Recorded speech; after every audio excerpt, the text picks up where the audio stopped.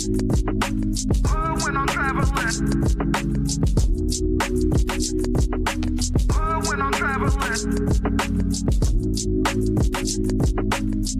When I'm traveling. Get that when I'm traveling. Six pack when I'm traveling. Sure. Seeking a place where y'all free, and I got what it takes to rock the mic right. Sure. Seeking a place where y'all free, and I got what it takes to rock the mic right. Sure. Seeking a place where y'all free, and I got what it takes to rock the mic right. Still watch what you say out your mouth, cause 50 shots still turn the gun out. I'm Mr. Hood when I'm traveling. When I'm traveling. When I'm traveling.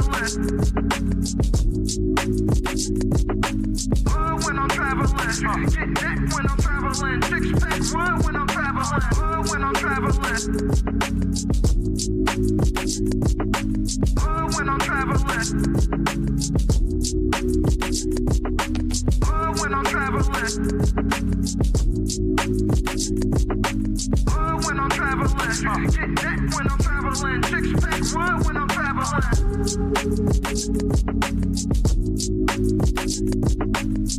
When I'm traveling.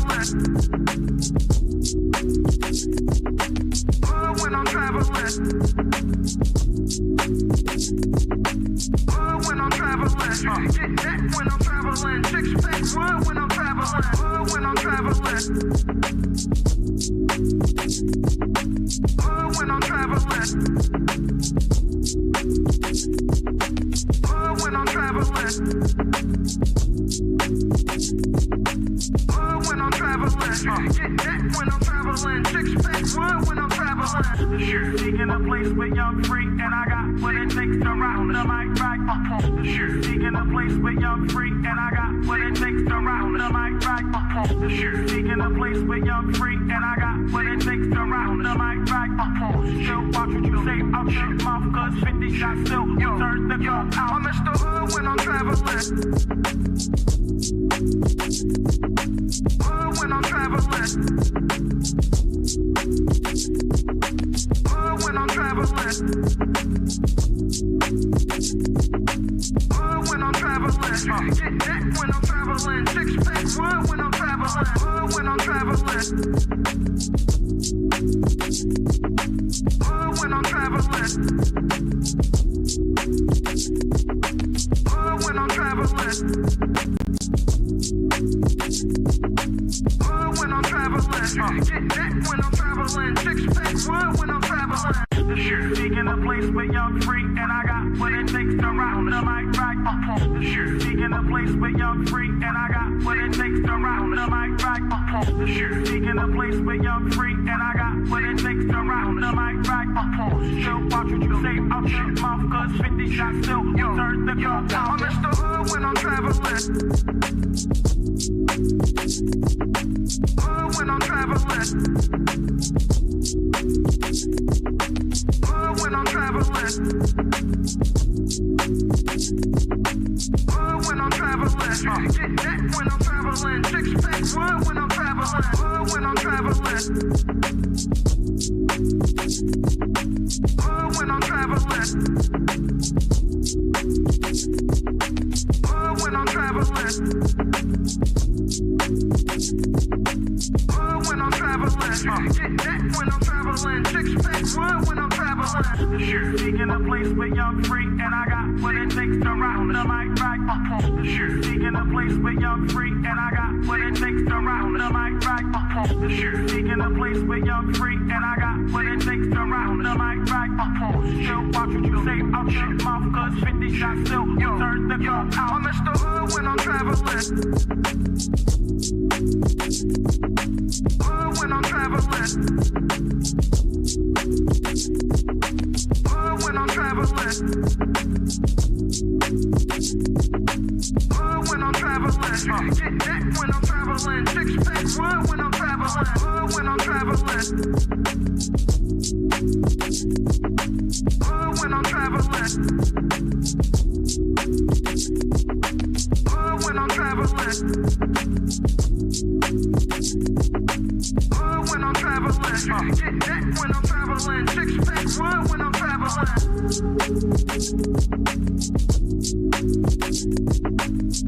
when I'm traveling. When I'm traveling. When I'm traveling. Get that when I'm traveling. Six pack one when I'm traveling. When I'm traveling. When I'm traveling.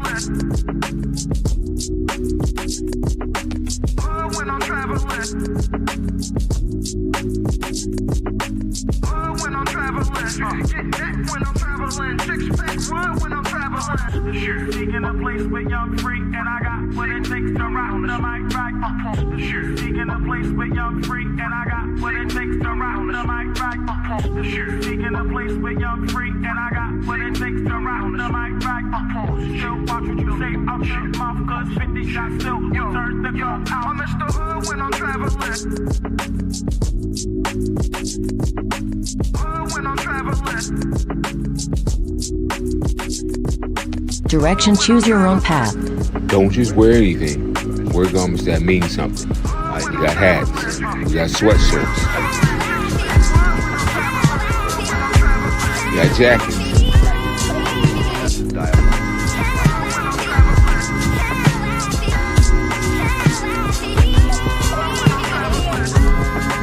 We even got hoodies.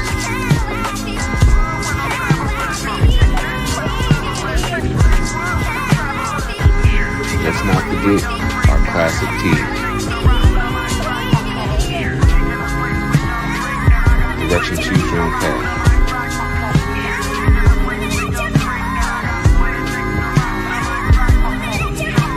The message is always in the cloth, the colors, the designs, the fit. Basic. Pay attention. Stay alert. And remember, choose your own path. When I'm traveling. When I'm traveling. Get that when I'm traveling. Six pack one when I'm traveling. When I'm traveling. When I'm traveling. When I'm traveling. When I'm traveling. Get that when I'm traveling. Six pack one when I'm traveling. Sure, seeking a place where young free, and I got what it takes to round the mic right up on the sure. Seeking a place where young free, and I got what it takes to round the mic right up on the sure. Seeking a place where young free, and I got what it takes to round the mic right up on the still watch what you say out your mouth, cause 50 shots still turn the gun out. I'm Mr. Hood when I'm traveling. When I'm traveling. Direction, choose your own path. You know this is the home of We Major, Me Frosty, Unfamous, and the restricted clothing brands. Let's get it.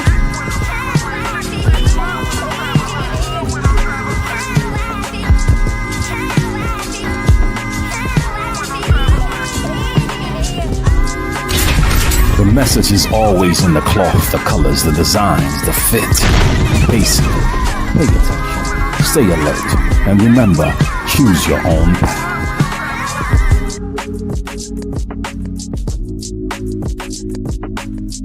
When I'm traveling. When I'm traveling. When I'm traveling. Get that when I'm traveling. Six pack one when I'm traveling. When I'm traveling. When I'm traveling. When I'm traveling.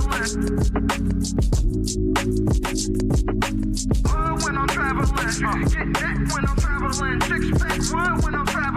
Sure, seeking a place where young free, and I got what it takes to round the mic right up on the sure. Seeking a place where young free, and I got what it takes to round the mic right up on the sure. Seeking a place where young free, and I got what it takes to round the mic right up on the still watch what you say out your mouth, cause 50 shots still turn the gun out. I'm Mr. Hood when I'm traveling. When I'm traveling. When I'm traveling. When I'm traveling.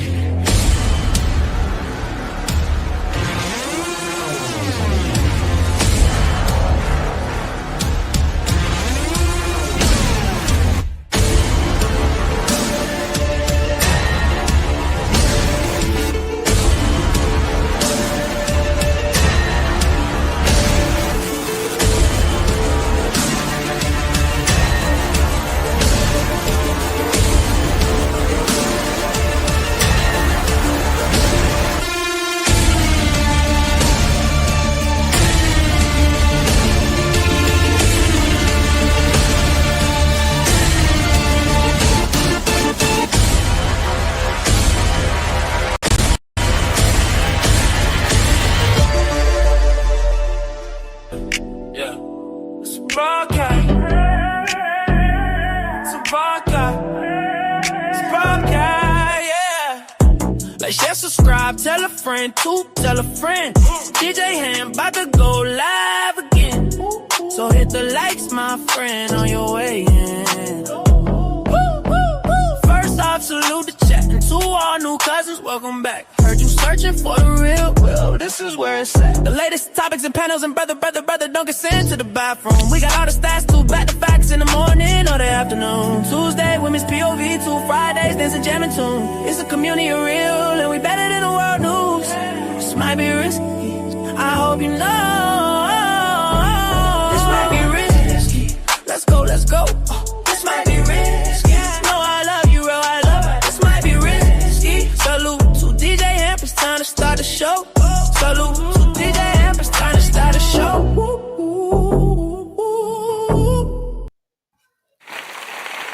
Yo, check. Put a 1 in the chat if you can hear me, alright? Put a 1 in the chat if you can hear me pretty well, man. Salute to everybody in the building. Appreciate y'all. I feel like it's been a couple days. I'm good though. I don't need to like pull this microphone up straight.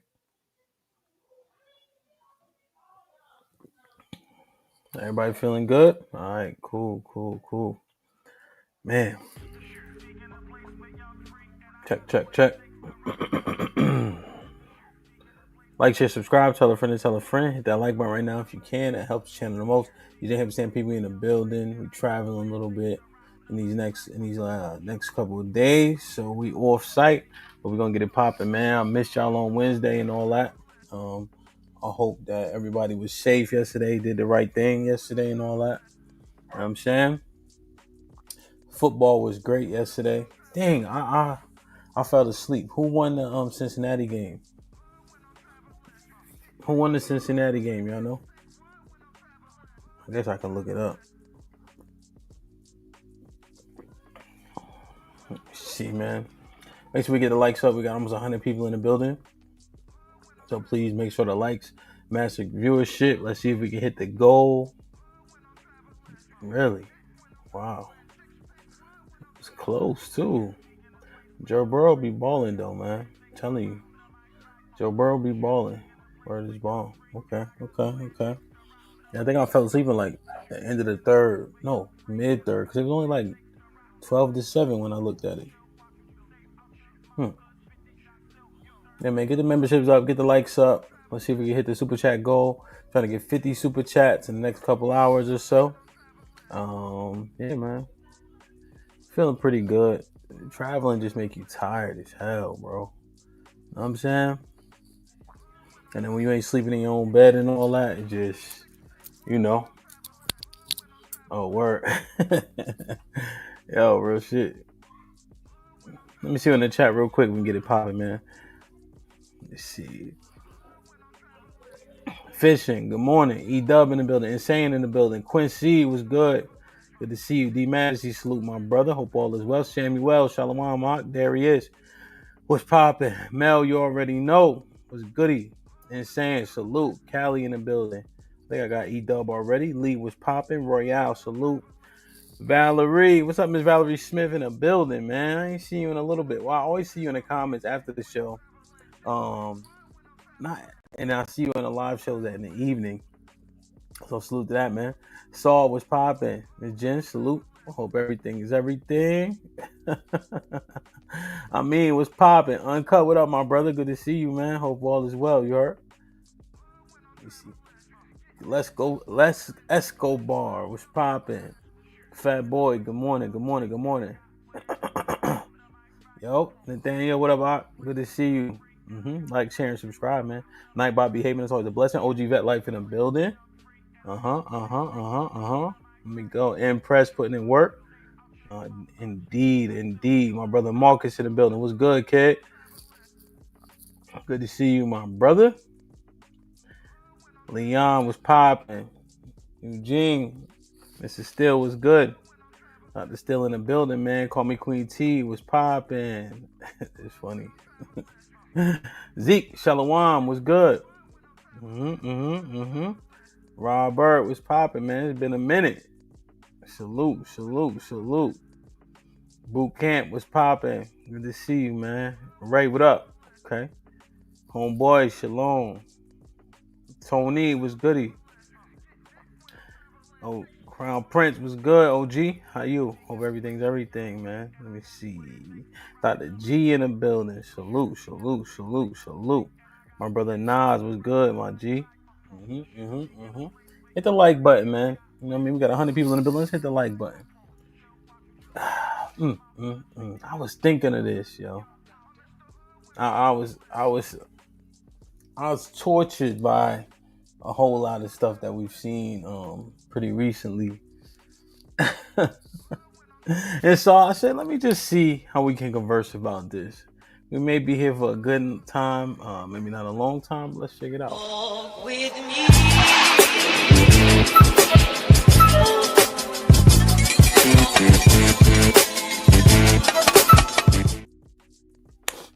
How would you define, and I'm looking in the chat for help, how would y'all define a bootlicker? DJ Knife, what up? How would you define a bootlicker first and foremost? I think there's some obvious characteristics, you know. But how would you define a bootlicker? 2 questions. How would you define and how do you feel about a bootlicker? Is friend Steven a bootlicker? Friend Steven from the Django, is he a bootlicker?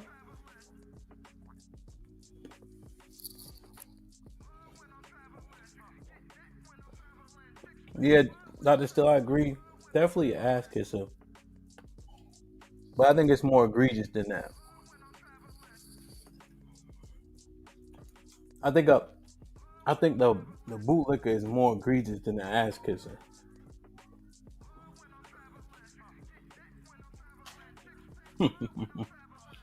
Someone who is constantly looking for validation and approval no matter what. Butter biscuits. Lady Flo said a black man who kisses a white man's ass boots to get along. CJ, what up? You ain't that late. You gotta just fast forward a little bit. Blind loyalty to a fault. See, I'm looking at the definitions. Yeah, okay. Now we getting into it. I think this one is very important in terms of the definition. I think this one is very important when we converse about this.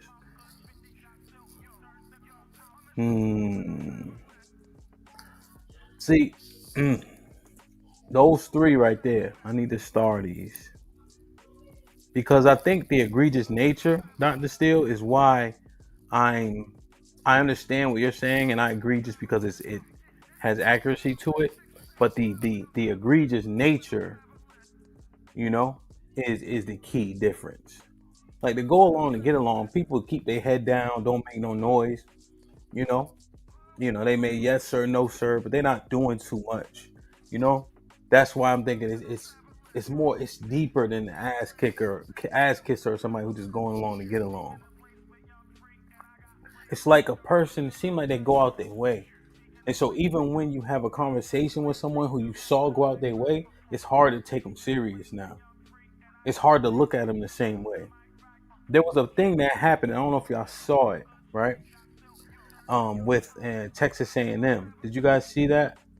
Where the state trooper, let me just show you guys. So this was a couple weeks ago, right?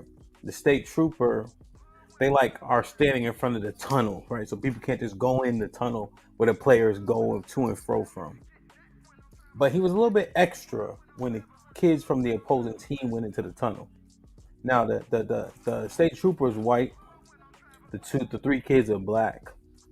Let me show you guys what I'm talking about, so you guys can have the same context. Like, share, subscribe, tell a friend to tell a friend. Hit that like button right now if you can. that helps the channel the most. Let me make sure y'all can hear it and all that. Sorry, I'm not working on my own stuff. Let me see. Now to that viral moment from Saturday's Texas A&M game in College Station. A Texas state trooper was sent home and has been relieved of his duties after an incident involving a University of South Carolina player. Take a look.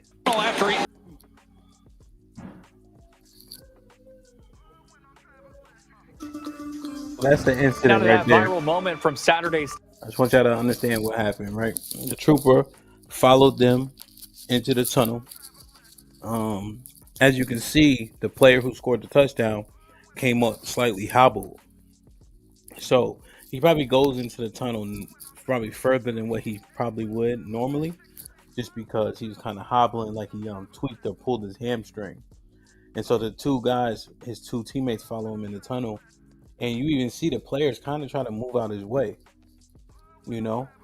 But the trooper stays square, bumps them both on purpose.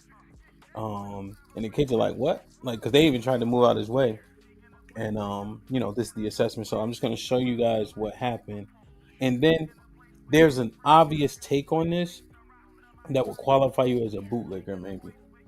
Let me show you guys these things. Texas A&M game in College Station. A Texas state trooper was sent home and has been relieved of his duties after an incident involving a University of South Carolina player. Take a look. Honestly, I'll be real with y'all. I think Teal is somebody. You guys think about that. You saw what you saw. Let me get your take on it. What do you guys think about what you saw? Is there a racial component? Is the trooper just a fan, right? Who got a uniform on, who happened to be at work? There was 5 state troopers there. None of the other ones thought it necessary to go walk up there. But he did in that instance. Unwarranted abuse of authority. What is there to make sense out of? Don't you just say the thing? Shot, what up, baby? Tony Golden, what up? Hey, what's good? Yeah, don't you just say the thing and keep it pushing? Yo, that's stupid. You took your fandom too far, right? You abused your authority in that situation. And these are kids, right? I mean, I know that they're 18, 19, right? But they're here to play a sport from an opposing team, right? Nobody does that. Nobody does that. You know? And the kids is like, what the hell? You know? Right? Nobody does that. But there were still black men who made sense of this. Right? Or, you know what? That's how I saw it. One of them. But the other person I'm going to show you, the reason why I'm going to show you him is just for a different reason. What's up, Miss Jilly? What's up, Truth? So, this one right here, let me see. Now, I couldn't find the original video, and I wish I could. So this may have some commentary that I'm not really looking for. But this is the best one I can find, you know. So let me show you guys this one. Hit the like button, hit the like button, hit the like button. So this guy's name is Officer Tatum. He's a support. You know, I'm gonna let him talk. I don't know if you guys know who he is. Q Butter, what up, baby?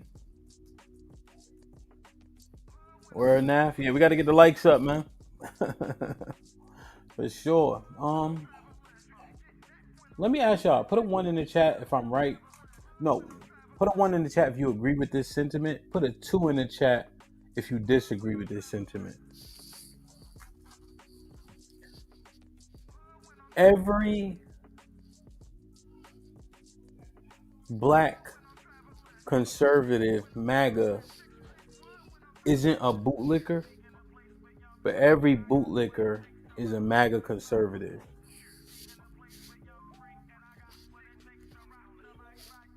What y'all think?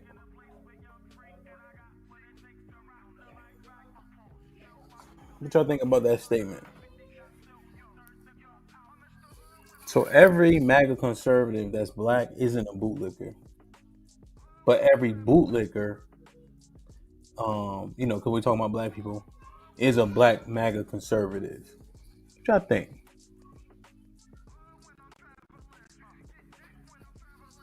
Okay. Good. We got some different things going on.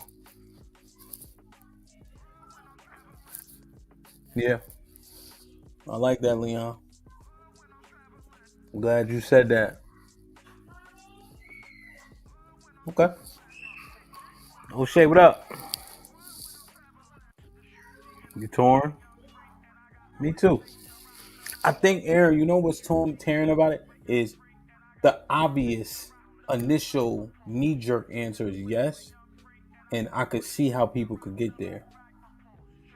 But when we look at acquiescing, placating, almost being led like a sheep or a drone, you know, not even challenging, making sense out of all these things that these people say, right? The bootlicking can go either way. But I think the one that we mostly addressing is the ones we see from the black conservatives seemingly who align on that side, because the bootlicking is just diabolical at times, you know? Yeah. Yep. Mm-hmm. So it's just interesting, right? And that's why, you know, it's very important when you come in, listen a little bit first to see what is even the topic, you know? Because kind of when we just just blurt stuff out, right? It's irrelevant and incoherent, and then it's not even adjacent to the conversation. It's not the conversation at all. So let's look at this one.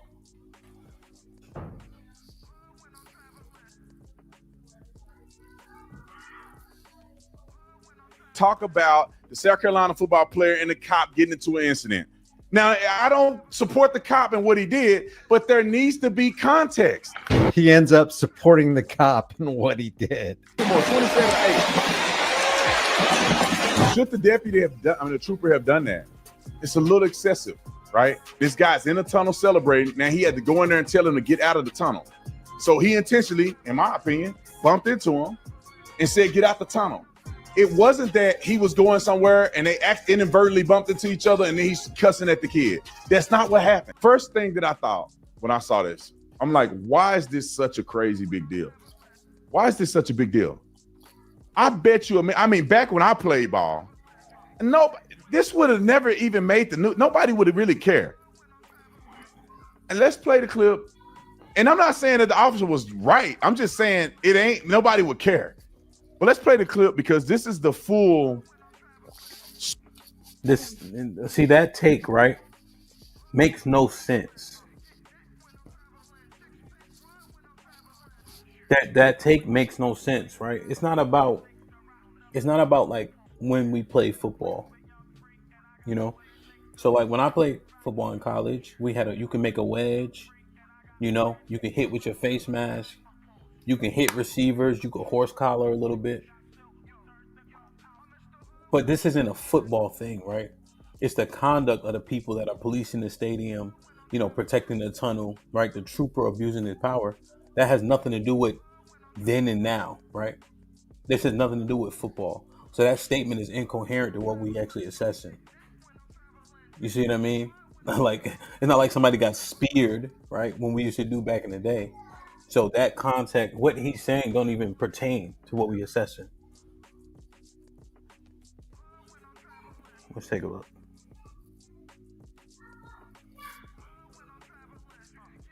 Story about what happened. This is more context. Everybody watch that little clip. They see them bumping to each other and everybody's going crazy. But watch. Now, at this point, he's saying, I'm not saying the officer was right. But guess what? Not only does he not say the officer's right when he should be saying the officer was completely in the wrong, he does nothing but use his entire show to justify why this is no big deal. The full concept, a context, what part of the game this happened at, the fact that this is at A&M Stadium, which I got history with A&M Stadium. I'm gonna tell you why this probably happened. Time out. Pause it. Now, let's put this in perspective real quick. A&M is getting their handed to them at this point in the game. They came back and won. The biggest comeback in A&M history, actually. But they're getting whooped in this game. This guy just scored a crazy touchdown, which they're dogging them out. This looked like this is going to be the biggest blowout. Well, no, Oklahoma beat A&M back when I was playing 77-0. But now remember, this is all window dressing. This is Brandon Tatum spending his entire show putting up a smoke screen and giving you the context for why it's no big deal that the cop did what he did. But it's important that he gives this context so it gives us more insight into his mindset, you know. So I don't disagree with what the white dude's saying, but we need the context. That's why you're able to make this video. Cody, what up, baby? Trip was good. And of course, you can expect this from a guy who supported, defended, and justified the actions of the Uvalde Police Department, who intentionally, along with 5 other agencies totaling 376 officers, stood down for 77 minutes while kids were getting shot in a classroom where the door was unlocked. It's almost going to be the second biggest blowout in college history. A&M is a school with a lot of pride. You don't go into A&M Stadium and disrespect the Aggies. You just don't do it. I don't know if we have that article or not, but we'll post it or put it out there at some point. But I remember when my brother was getting recruited by A&M, I just tagged along with him in 2002 or 2002, 2003. We're at the game. Nebraska beat A&M. Anybody that know anything about football in College Station know that people can't leave the game until it's over. You don't leave if they're losing, and you cannot rush the field. They said, do not rush the field because A&M believe their field is sacred. Nobody can get on that field and do nothing nefarious. They rushed it. People get knocked unconscious. I saw it with my own eyes. ROTC came out on the field, and they were knocking people unconscious.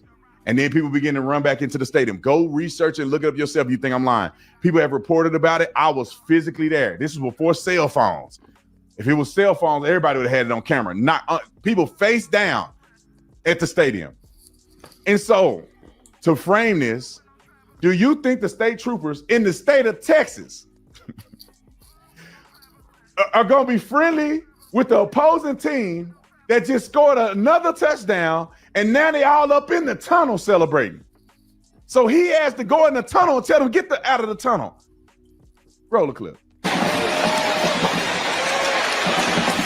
That's all that was.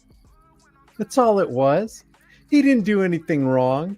Justify the actions of the state trooper. He's saying he got to go in there and tell them to get out the tunnel. Let's play it back because people need to pay attention to this stuff. Yeah, people need to pay attention to the fact that Brandon Blue Line and Master good, wrong in the air. Mindset. Think about this for a minute. The trooper wasn't the bumping that was even the issue.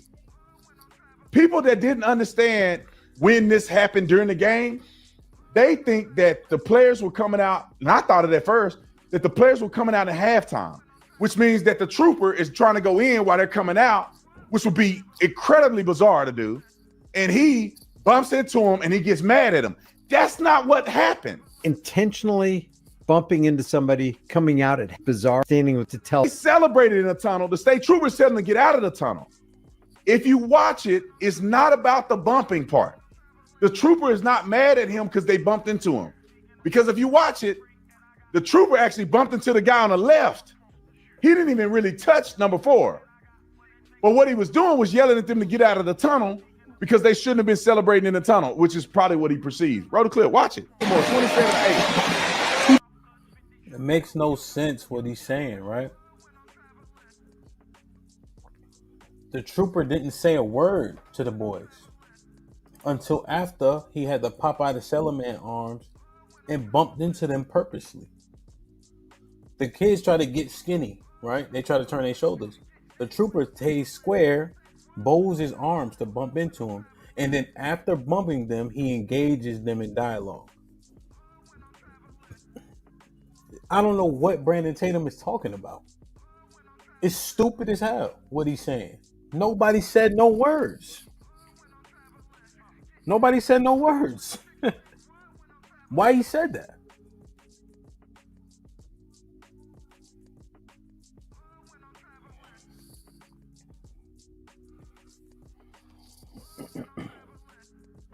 bumped into both of them.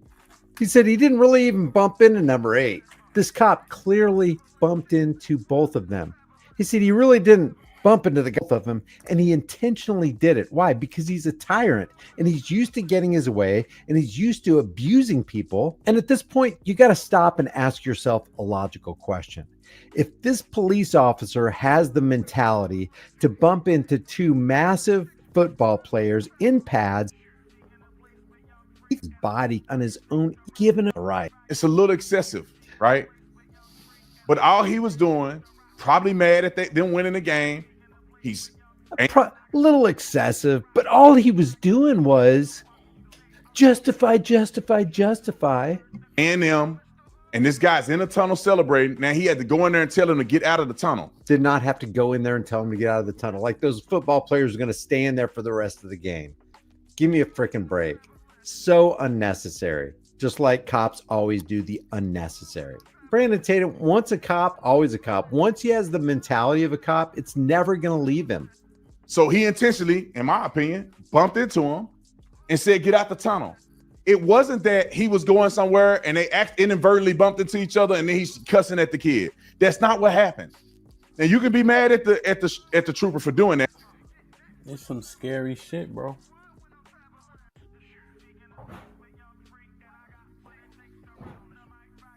There's some scary shit, man. Because what you got to realize is they only need him to have this foolish and obtuse take to justify several more actions. Right? Like it literally doesn't make sense. And I don't know if we are grasping that. When you get caught bootlicking or you're very close to doing so, they only need you to ignore every other person that look like you and what they're saying. And their commentary, their sentiments and all that. They only need one. That's what tokenism is. And this is easy, right? This is an easy one. And he still got it wrong. Right? This is pretty lighthearted in the grand scheme of this type of take from a bootlicker, right? You know, it's a football game, whatever the case is. We understand what the cop did. But even in the most egregious of cases, he can't see past it. The placating, the acquiescing, the bending of the knee, the benefit of the doubt, right? If you're going to be objective, right? But he can't achieve it in any form or facet. Not this. And one of even more, in my opinion, also uberly obvious, this one, right? Allegedly, and through the documents, and when I say allegedly, because I don't believe none of the news says, and I don't believe the outcome of some of these cases anyway. However, I'll just use the word allegedly.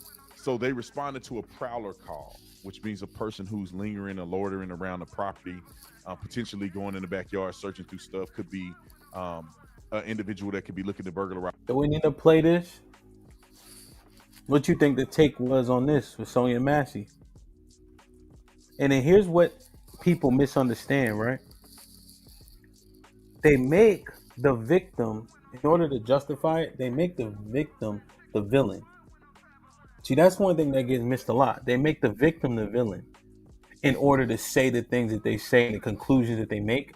They make the person who's the actual victim the villain, right? By trying to justify the actions of the police in these particular instances. But that continuously gets ignored. Why did this person do this? Why did they go up the tunnel? Why? The why is they didn't do anything wrong. Why are they shot? Why are they bumped? Why are they you see? In these particular situations, you make the victim the villain. And I think people are glossing over that fact so often, you know? And it just doesn't make sense, man. You know, there was another case I saw, man. Make sure y'all help me hit this goal, all right? There was another case. Do you guys remember Bokeem Jean? Amber Geiger shot him in his living room.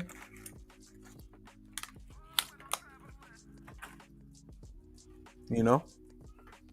you know, and you just take note, right? You just take note, you know. But you guys remember Andrew Geiger? Here's another thing, man. That this is a bootlicking thing, and it's not gonna resonate in the same way, right? Let me see if I can find it. It's not gonna resonate in the same way, but this is bootlicking also. This is bootlicking also. What the Christianity that we grew up, most of us grew up under, taught us to bootlick. This is bootlicking also. Let me see what y'all think. Hit the like button, hit the like button, hit the like button, man.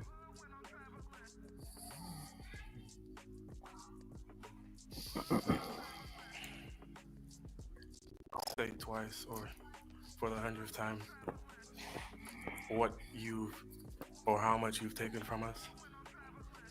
I think you know that. But I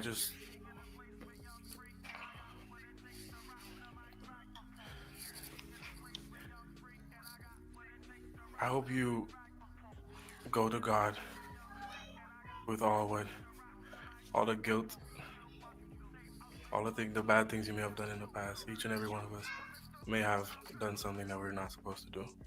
If you truly are sorry, I know I can speak for myself. I forgive you.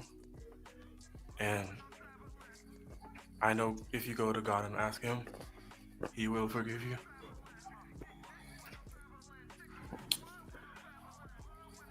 And I don't think anyone could say it. Again, I'm speaking for myself, not even behalf of my family. But I love you just like anyone else.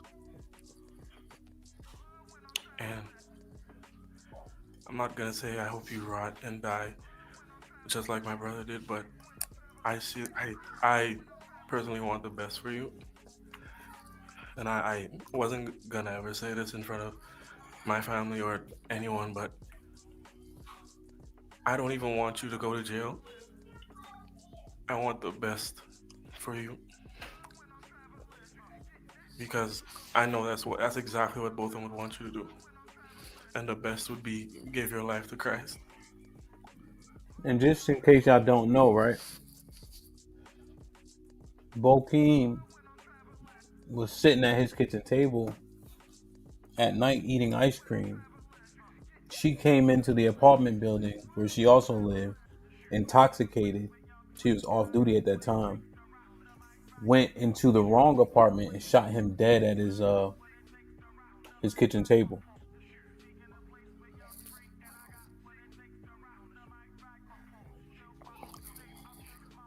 I'm not gonna say anything else. I think giving your life to Christ would be the best thing that both of them would want you to do. Again, I love you as a person. And I don't wish anything bad on you. I don't know if this is possible, but can I give her a hug, please? Please? Yes.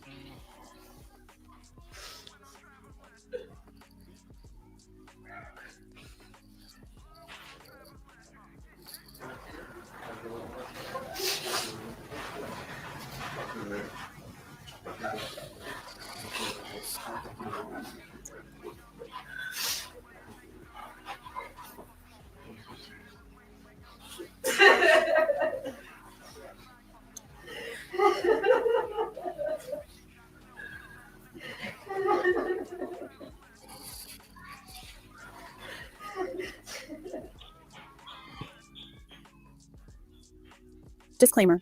This video is for commentary and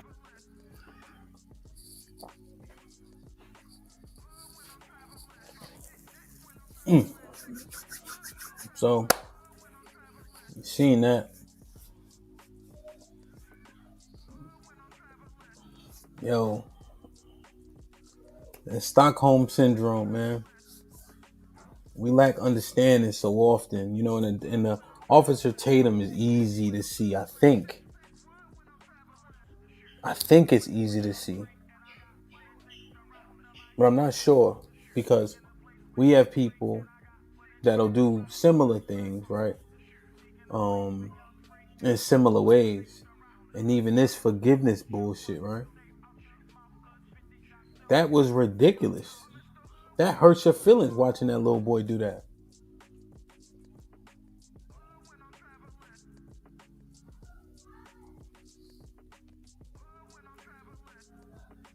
Shit real, bro. Yeah. Crown Prince, that's a perfect word. That's a perfect word.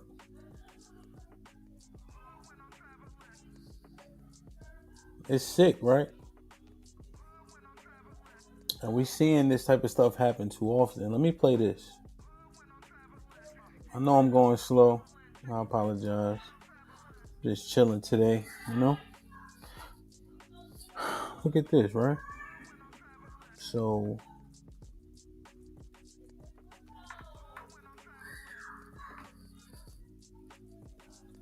let me see if I can find the scene I want. And I know they don't see themselves as this. But what if you do fall into this category?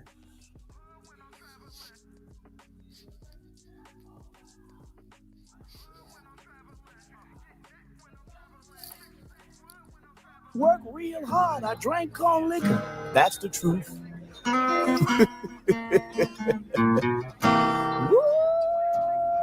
These kind of boys seems innocent, Boogie. Got everybody on the post thinking he's a strong black buck. White boys envy his strength, his speed, power in his swing. And this colored champion lets those same white boys call him Shine or Sambo. You know, yeah, biblically speaking, there's no what he did doesn't make any sense. You know, this thing right here, Crown Prince, we had that conversation. Salute to Roos. I ain't see Tiff yet. But what do you expound on this, if you don't mind? Right, I read this book. It was called How Europe Underdeveloped Africa. You know, if you believe in like the slave trade and all that, like a lot of the origins from the Caribbean countries kind of have a similar origin. And we understand that these places were inhabited before anybody came to do anything, right? There's people that lived here, you know, brown skin, red skin, black skin, you know, whatever the sentiment is.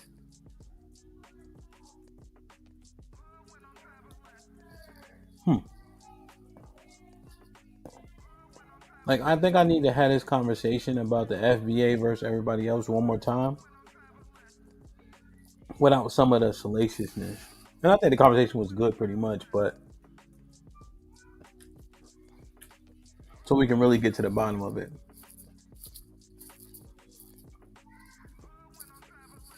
Let me play this.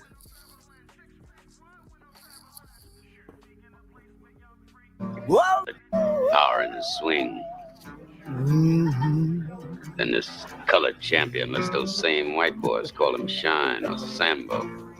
Whoa, Lord. He just smiles. Dream about the time when I was a little boy. Can't talk. The night would get Can barely read or write his own name. I don't care. He'll tell you they like him. But colored folks ain't supposed to have but so much sense.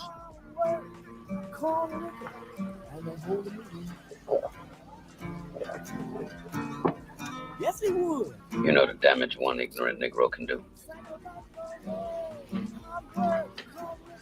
We were in France in the First War. We'd won decorations. But the white boys had told all them French gals that we had tails. Then they found this ignorant colored soldier. Paid him to tie a tail to his ass and run around half naked making monkey sounds. They put him on a big round table in the Cafe Napoleon.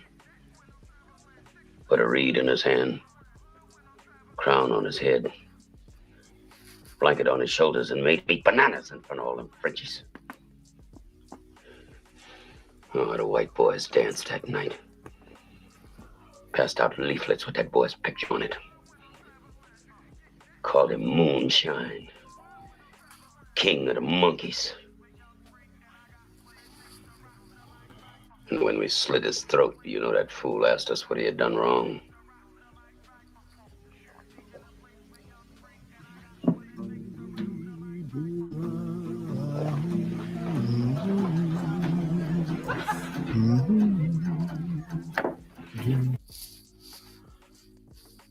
When we slit his throat, you know that fool asked us what he did wrong?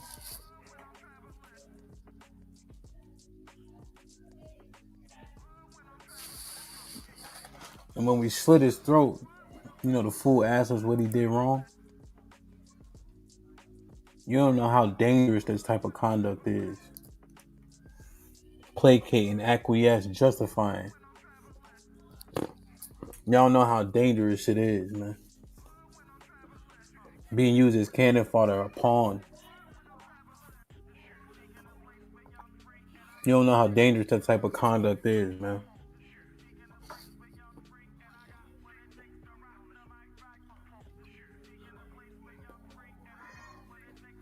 Thank you guys for helping me get to the goal, man. Homeboy with the $5 says for the goal. Salute, bro. I love you. Fat boy, I love you. He said for the goal. Zeke with the 20 ball. Salute Zeke in the building, man. He said for the goal. Salute to Zeke for the first 20 ball of the day.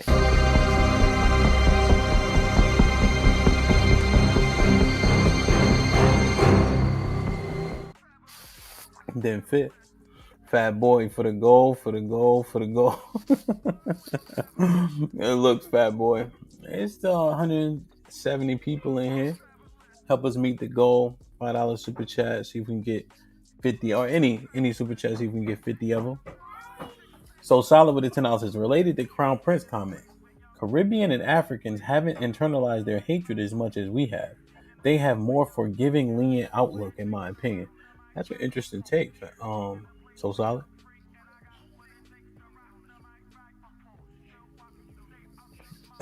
Salute. You gotta put me on, bro. St. Lucia, okay. Hank Deasy, good morning. Yes, big baby. No.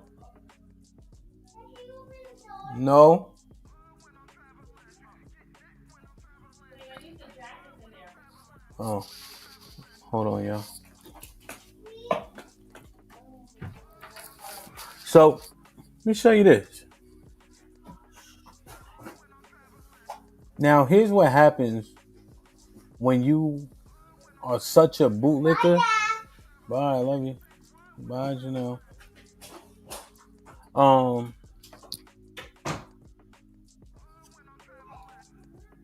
You can't see nothing they say is valid. You can't see nothing they say is valid. You almost don't even trust it if they give the right answer. Know what I mean?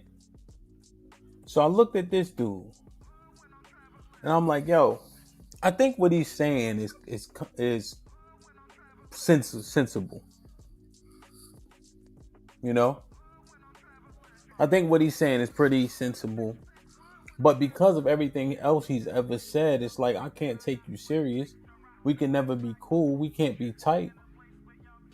Because when other things are obvious, you can't give a sensible take on them. And then you get caught in this forever being a bootlicker, forever being untrustworthy, right? We can't take you serious, you know? And that's why the soldier story clip is so important. This is Jason Whitlock.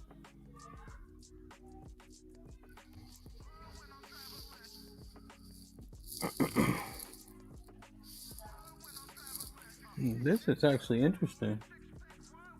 This is actually interesting, AFR. Right? It would be untrue, you know? And I've made like several impacts in the earth, right? That like changed the course of a whole lot of stuff, you know? I often see people who really don't have a lot of impact make these judgments, you know? Because we're looking at something that's obvious. but I've made several impacts in the earth that have changed the course. I've also been pretty much beaten to my own drum for a while, even the internet. So when we looking at stuff that's just obvious, we just say what's right. I covered this story. Asha Wilson, she played for Georgetown a few years back, and so they got a call saying, "Hey, somebody needs to check on her."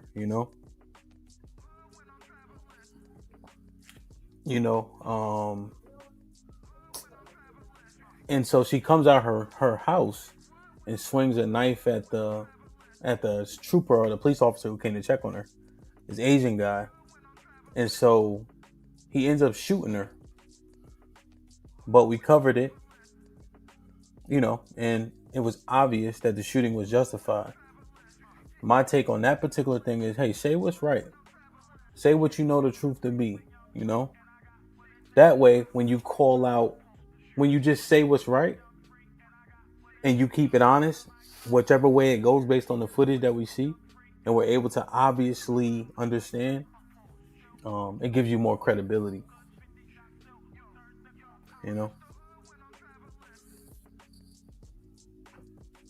But yeah, let me play this.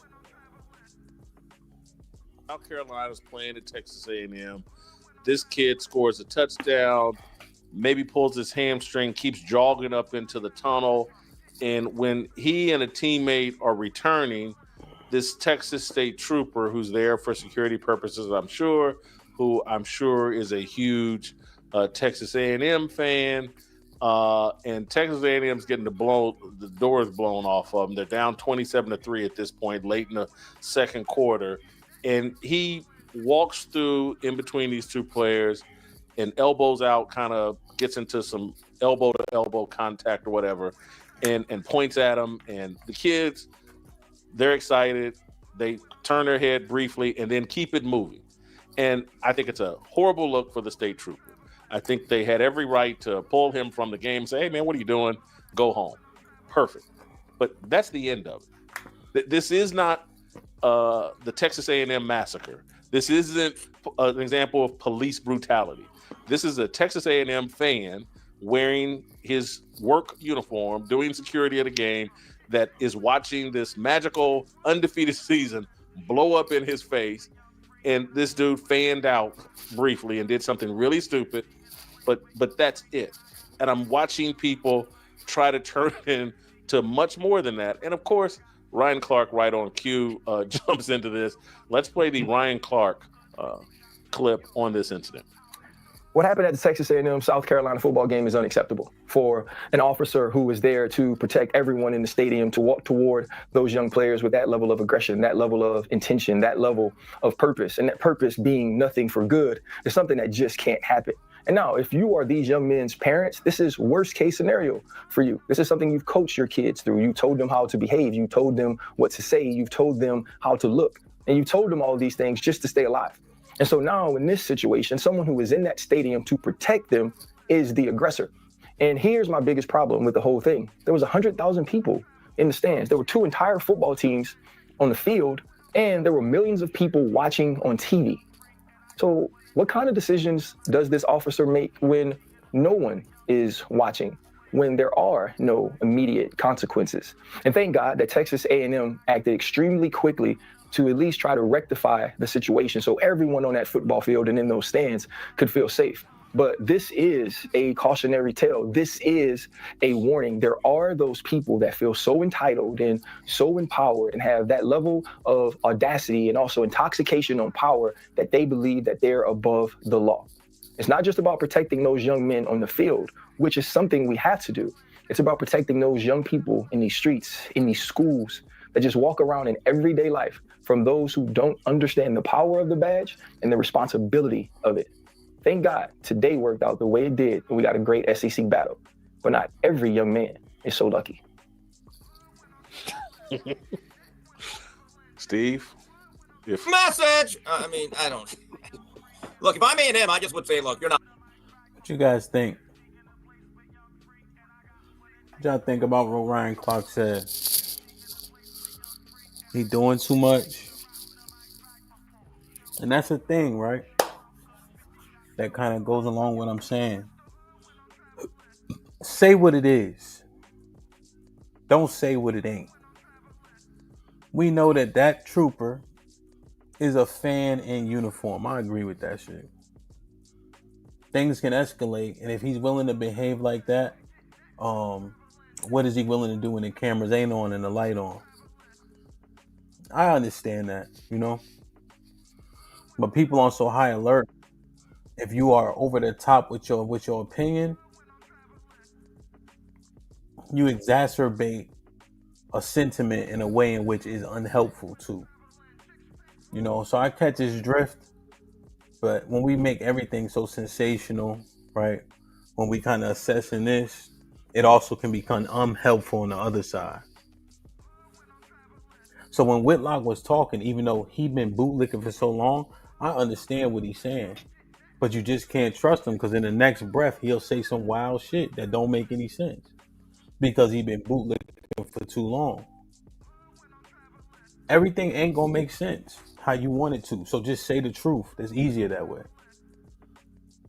When you're trying to pander and placate, what happens? You get caught up and you got to do that 100% of the time, and you can't sustain that. But this bootlicking shit, this Stockholm syndrome is probably the most dangerous thing we dealing with. Real shit, man. Like, share, subscribe, tell a friend to tell a friend. Hit the like button right now if you can. That helps the channel the most. Brandon, what up, my brother? With the $5 is peace and light. Salute, salute, salute. We're getting closer to the goal. Let's see if we can hit it. Insane with the $5 says, all islands aren't the same. Some got treated very differently. St. Vincent has a different history. My family ran a Marcus Garvey Center in UK. Hit the like button, hit the like button, hit the like button. So Solid, what's popping, my boy? What's good, Hamp? How you? Oh, man. Same shit, different toilet, man. Just working and shit, checking out my nigga. You know what I'm saying? Appreciate you. Yeah, I thought Ryan Clark's comments was I wouldn't say he was doing too much, but at the same time, I just feel like his shit wasn't realistic. When I hear black people get up there and like over exaggerate what should be happening in this country, it don't make me mad. It just makes me feel like, well, he don't get it. You know what I'm saying? I just be like, bro, why would you expect somebody to take this man's job away from him or do anything extra to him in this country? You know what I mean? Like, that's not gonna get supported. That's something like the minimal, like the less of us. That we only 13% in this country. So say if every black person felt the same way Ryan Clark felt, it still wouldn't get no motion. You know what I'm saying? Because we live in a country where this is thought to be okay. This type of behavior is okay, and they're not gonna be over punitive on those type of actions. They'll be over punitive on us for sure, and that's just like something I understand. So what? He got suspended. He got suspended? Mm-hmm. I think that's good. I think, to be honest with you, I agree with Ryan Clark. I think more should have happened to him. I don't think somebody like that should even be at a game if you got that much emotionality involved in your, you know what I'm saying, your copping business and all that stuff, especially if you racist and you just don't like niggas. But I just don't see the effectiveness of me feeling that way getting anything done. You know what I'm saying? So the fact that he got suspended, I think that's good. But what is that doing? You know what I mean? Like, what is that doing for the next racist ass cop or the next cop that's gonna be in that stadium that want to do the same thing? Also, Earl said he didn't get suspended. Oh, see, yeah. See, to me, I was surprised when you said he got suspended. Somebody fact check that. Did he get suspended, the trooper? I think he got suspended, and he should have got suspended, right? You at work. You should be comporting yourself appropriately, right? So let me just make sure I'm clear. You saying what's the point of saying something about it? No, I'm saying what's the point? What's the effectiveness of saying that this man should be suspended? Because he Like, should what's be. the effectiveness of it? Well, if people say he should be suspended, essentially it just puts pressure on whomever can suspend him. In my opinion, just like in the history of this country, when we do that, it don't work as much. Why It you only say work that? when the white people agree with us. But I think people did agree, and black people are part of the people that agree that he should be suspended. Are you saying we can't do it alone? Yes. Like when we be on the panels and stuff, and then we like say that we don't need the white people, we don't need anybody else. We need to be like in solidarity and push our issues by ourselves. I don't see that working. I think we actually do need other people in the country to agree with us and to side with us for us to have any effectiveness in the country. And what do you mean by effectiveness? Like, So what when do I mean you? effectiveness, so effectiveness, right? So an example of the effectiveness that I'm talking about would be when the small hats or the Asian people, when something happened in their race that they don't like, the effectiveness of what they want to get done is almost 100%. Why you say that just now? Because I want us to have the same power. No. Why did you get on your knee? What you mean? You said small hat. What the fuck is that? Oh, I didn't know if I could say Jew on here. You ain't saying nothing. You saying Jew, right? Yeah, well, you just kind of let me know I could say it. Well, I was just trying to be respectful. Well, what's disrespectful by you saying, hey, when the Jews and the Asians do a thing, right? Not a goddamn thing. That's how I feel, Hamp. But like I say it on another channel, and people be like, "Hey, don't say that." So I was just trying to be respectful. Yeah, you simply saying, and that's what I'm saying, right? We bend the knee so quick, we don't even know why. That shit crazy. I agree with you. I believe I should be able to say Jew on here. Well, Asian, whatever the fuck. You said Jews and Asians, right? When they want getting done, it gets done. But they are galvanized together. Like Asians don't even vote, right? But it was time when those hair salons or beauty stores got like beat up in Atlanta. Something happened. They got an Asian hate crime bill 2 weeks later. But they didn't do that on their own, right? There was other people in the state or around that supported that shit, right? I mean, I would assume so, but it was a bill that got passed under Biden, so. I just feel like the reason why they get stuff done more is because they're not as closed off as we are. What do you mean done more though? Like, are you saying as a recent history? Because civil rights is in large part because of black people. Literally, the civil rights that people have, because here's how rights work. You get a right to marry, a right to vote, for specific people, but then oftentimes rights will go from that and then expand. Because if you give it to one, most likely you start giving it to the other people, right? Just because it's a very similar issue. But black people in large part have been at the forefront of civil rights that all people that come here benefit from. I agree. I just feel like we should have benefited more from that than other people. Because we started it. We you know what I'm saying? We spearheaded the movement. And I just feel like other people get more, you know what I'm saying, rights and more leniency than we do in our own country. And they don't even got as much people in this country as we do. And I feel like they get more shit done than we do. Well, but I catch your drift. However, that's a different point than we were first making. We've actually gotten a lot done because you were saying we had to get stuff done. I'm just simply citing we got a whole lot of stuff done that people benefit from. Like for instance, 14th Amendment, right? That was put in for naturalized citizens, which in large part were us in that moment, And so now you see the Latinos largely benefiting from the 14th Amendment because their kids are born here, right? So how do we benefit from that? Well, initially we benefited just because coming out of slavery from the 13th and the 14th. But I'm just saying that we got a lot done and people have benefited from it. But it's like we forget how much progress and how much push black people made, when we say that we haven't done anything. We've done a whole lot of stuff. I mean, I agree with you. I feel like you're right. We have gotten a lot done if you look at it from the point of civil rights in the 60s and like the beginning of the 1900s. But like for me, for instance, right, Hamp, I was born in 85, right? Yeah. And I was born in the middle of the crack epidemic and all that stuff, right? The crack epidemic, that whole shit with Iran Contra and all that shit, I consider that to be one of the most devastating things that happened to my people because that's the time I've been born in, right? Yeah. I've seen the effects of that shit on my father, my generations after me and shit. And to me, honestly, a lot of that shit was racial, right? A lot of that shit was racial.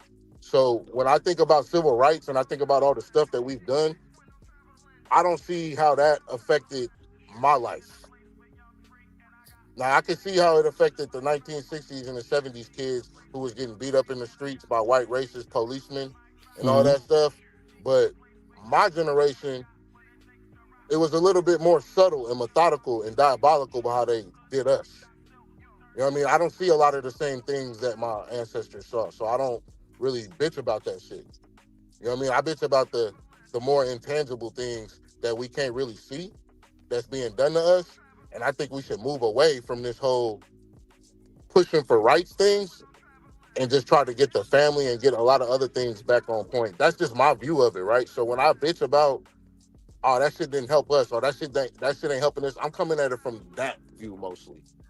Like an economic view of how we doing in the cities, in the urban cities, the drugs, the crime, and I know people don't like saying this, but the black on black crime.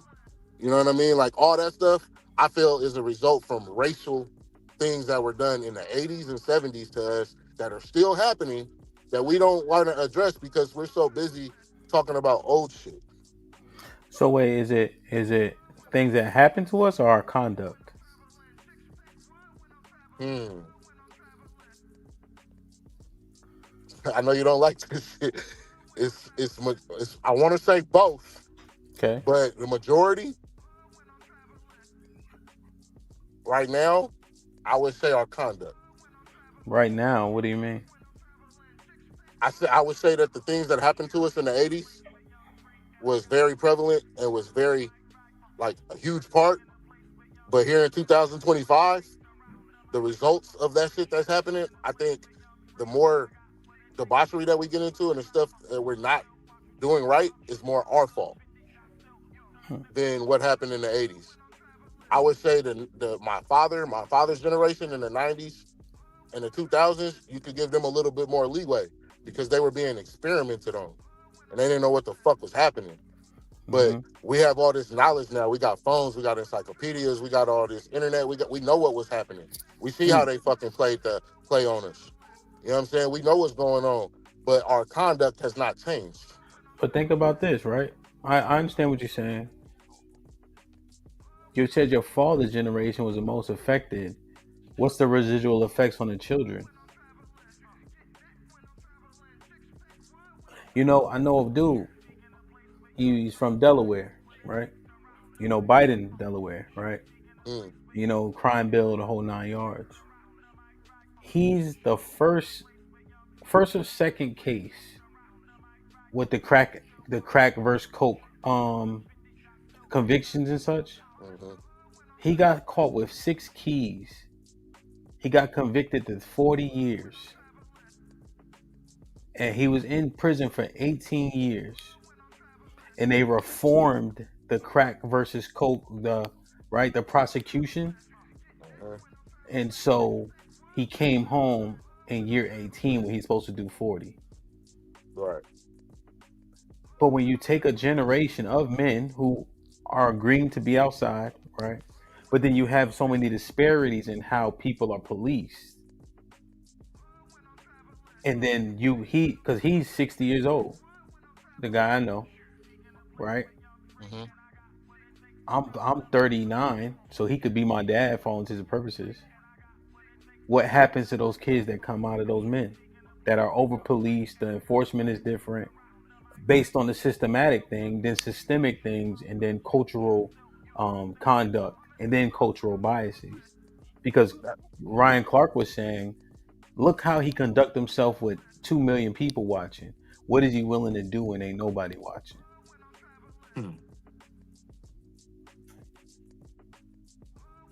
So that's deep. I am that kid. You know what I mean? The residual effects that happen to the kids. You been in I trouble? am that child, and that's why I'm so passionate about the shit. You been in because trouble? I actually, huh? You been in trouble?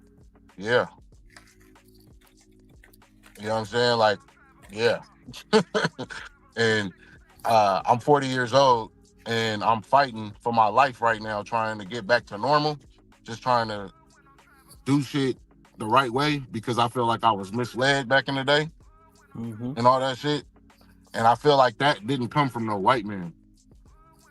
That came from my people. You know what I'm saying? Like, my mom raised me, she was trying to raise me a certain type of way. Nigga, I was skiing, snowboarding. I was in accelerated math classes. She was trying to raise me a certain way, Hamp, but that shit wasn't celebrated by my people. What You know they what I'm saying? say? Like, huh? What did they say to you? I'm talking about my family, right? Like, my cousins and all them, they from Oakland, right? Like, Uh-huh.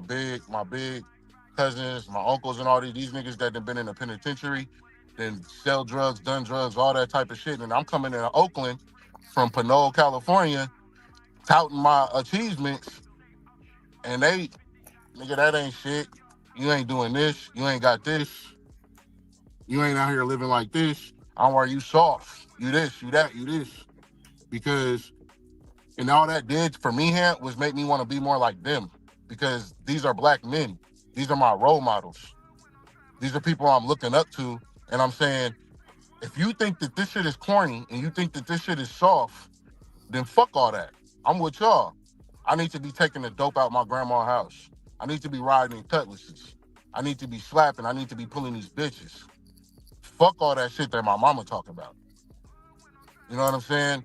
And I get very upset and I get very angry when we try to blame everything that's happening to us right now on white people, because no white people did that to me. That was my own family that formed my mind that way. What did the Nothing, white? What did the white? Well, based on your other sentiments, what did the white people do to them? And I blame them for that.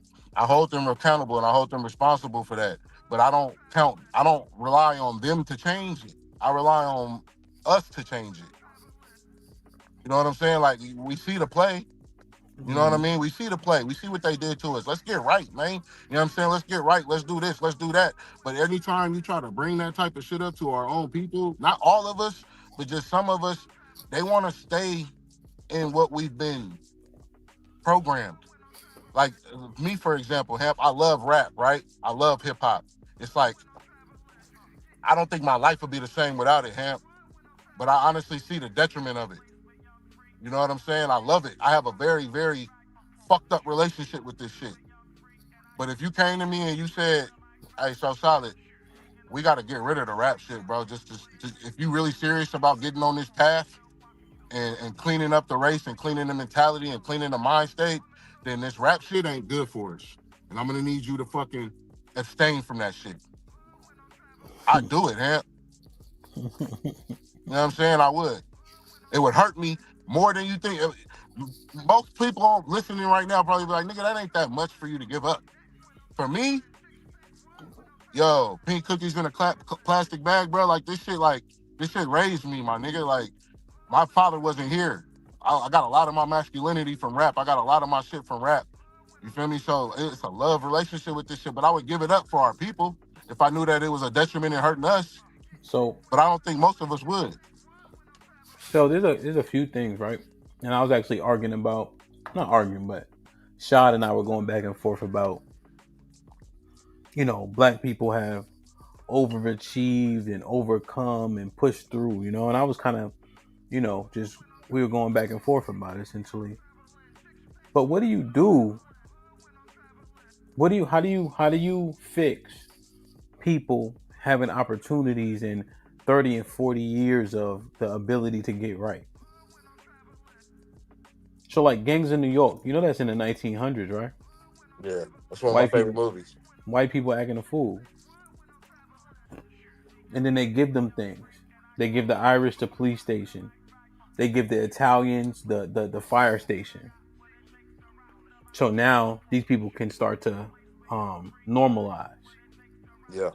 You know, when you're looking at things like redlining and gerrymandering, that's new. I mean, that's, you know, not, was that 60 years ago, 50 years Right. ago? Not that long ago. And you start to build wealth. A lot of people's wealth comes from land. But if you can't acquire it, when do you get to start? Like, there's so many things that go into people being wealthy.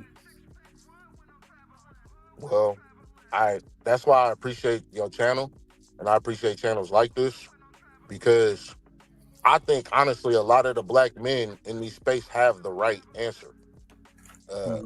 And that's why, you know, I always tout the Fantastics, the Trigger Mics, because I think the best place to start is family. You know what I mean? You got to get your family right. And if everybody on the same accord and we all pushing the same movement and moving in the same way, that's a good start. Now, let me ask you this, because you know they all thinking it, so I got to say it. Oh, shit. Go ahead, bro.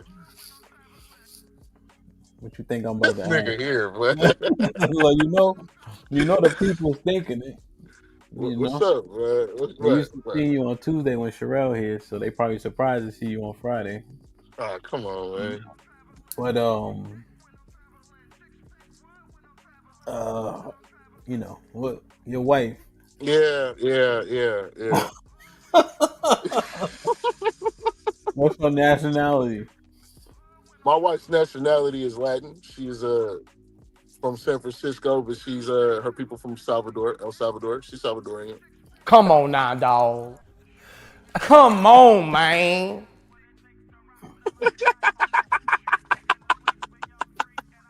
So that invalidates every fucking thing I say, man. Like, God damn. No, I'm not. God, this shit is crazy. This shit is wild. Because here's the thing, bro. Like, honestly, this is how I really feel, man.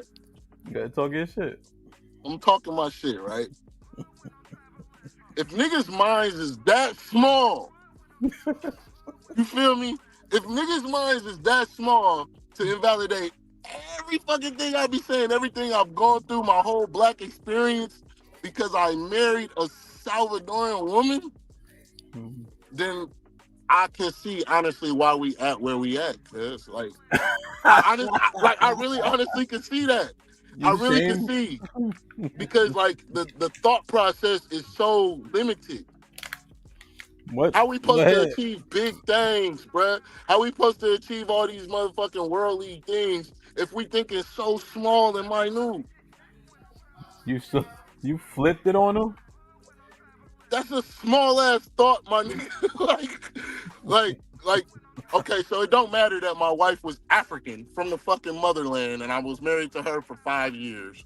It don't matter that my mama was a black successful woman who raised her child by herself in crack epidemic 80s, 90s, by herself without a dope fiend husband. And those experiences that I saw, that shit don't matter. Fuck, kick that shit to the curb. You know what I'm saying? All the black women I've dated, tried to be with, no, that shit, kick that shit to the curb. That nigga got a Salvadoran wife, nigga. Fuck everything he talking about. You know, like, hey, if you feel that way, I understand, because I have my own closed-minded thoughts too that are not fair. You know what I'm saying? I do too. You know what I mean? I get it. But when we talking about a broad-ass perspective, when we talking about an issue and a topic as big as this, you can't be that small-minded to force somebody out the conversation, because they might have a lot to offer or bring, and they might be the motherfucker that can fix the shit. They might. Yeah. I'm just saying it's possible. But if people feel that way about me, you know, I respect it, man. Like, if that's how you feel, that's how you feel. I can't do nothing to change it. Like I told you last time I was here, I'm kind of arrogant like you. You know what I mean? Like, I don't really care about how niggas feel about that shit. You know what I'm saying? Like if that's how you think, that's how you think. I guess their point is being married is probably, if definitely one of, is not the most important construct in a person's life. You know, who they essentially tie all their resources to, wealth to, health. Like literally, that's the person who makes the final decision. If you know, we're in a compromising state. You know, why do you think? Let me ask you a question. And salute to Strada. He said this in the Discord. Yeah. If you were them, well, he said not. He didn't say this, but it was something. It helped this thought come in my head. What does it sound like? So let's say I'm you, and you the people who saying, "Yo, so solid. Do me a favor and shut up." Cause your wife white. How does it sound? You be them. I'm you. Hold on. Hey, cuz. I can do this. Yeah, I can do this. I can flip it like this. All right. So you sound like, my nigga, that you just talking. That you ain't really like believing the shit you saying because you got a fucking Salvadorian wife. You got kids and all this shit you talking, it sound good, but you ain't even really living how you speaking. You know what I mean? So they didn't like me in my community. I tried an African. I dated a bunch of black women, but they just didn't treat me how I needed to be treated. Well, I mean, it's probably a you issue. You know what I'm saying? It's probably a you thing, my nigga, because there's plenty of black men out here that going through the same shit that you going through and complain about the same shit you complaining about, and they got black wives at the end of the day. And they made it. So it's probably a you issue, you know what I'm saying, that the reason why you couldn't get what you got.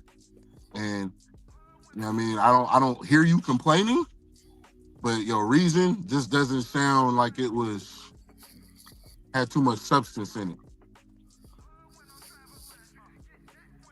You feel me? So when you talk that shit, that pro-black stuff and what we need to do and everything, we need to see a little bit more in your life, how that reflects. So I'm not pro-black because my wife isn't black? I mean, that's what that's the consensus, yeah. Because how you gonna be pro-black? You having mixed babies. Say they gonna have some kids with somebody other than black. The shit just keep getting fucking diluted, and everything that you done built for black people ultimately goes to another race. So it's not really pro-black. Your thoughts are pro-black, but your actions ain't. So you saying I can't sleep white and talk black? No, you can't. Not according to us. You know what I'm saying? We don't want to hear that shit. You know what I'm saying? You can talk as loud as you want, my nigga, but we don't want to hear that shit. So, all right. Needless to say, me and you won't be in any A-list films anytime soon. But what do you think about those arguments that you presented essentially against yourself? Do they have merit? Because even when you conveying them, they sound pretty legit. Sound pretty strong, right? Yeah. But I would say that you didn't play a great part of me. You know what I'm saying? If I was you, you know what I'm saying? If I was you, what I would have said to all that shit that I just spewed, I'd have said, you're looking at a moment in my life right now. I'm 40 years old, my nigga. You know what I'm saying? I turned 40 this year. You know what I mean? You're looking at the results of all the shit that I've been through. You ain't looking at the shit that I went through when I was 15, 20, 30, all the shit that I've done and all the shit that I've been through, and you don't want, this is the main part, you don't want to understand. You know what I'm saying? So if you don't want to understand and you don't want to even feel anything where I'm coming from, it serves you to pigeonhole me to year 40 of everything that I'm talking about. So Because you don't see everything before and everything I've been through with the black experience. So when you at your best, you went to a non-black woman. I ain't at my best yet. I'm better. I hear what you're saying though, because I'm better than everything. I'm better than what I have been in the previous past. Mm-hmm. So I'm not at my best, but you're better than what you was. Now she get the best parts of you. Yeah, and that's unfair.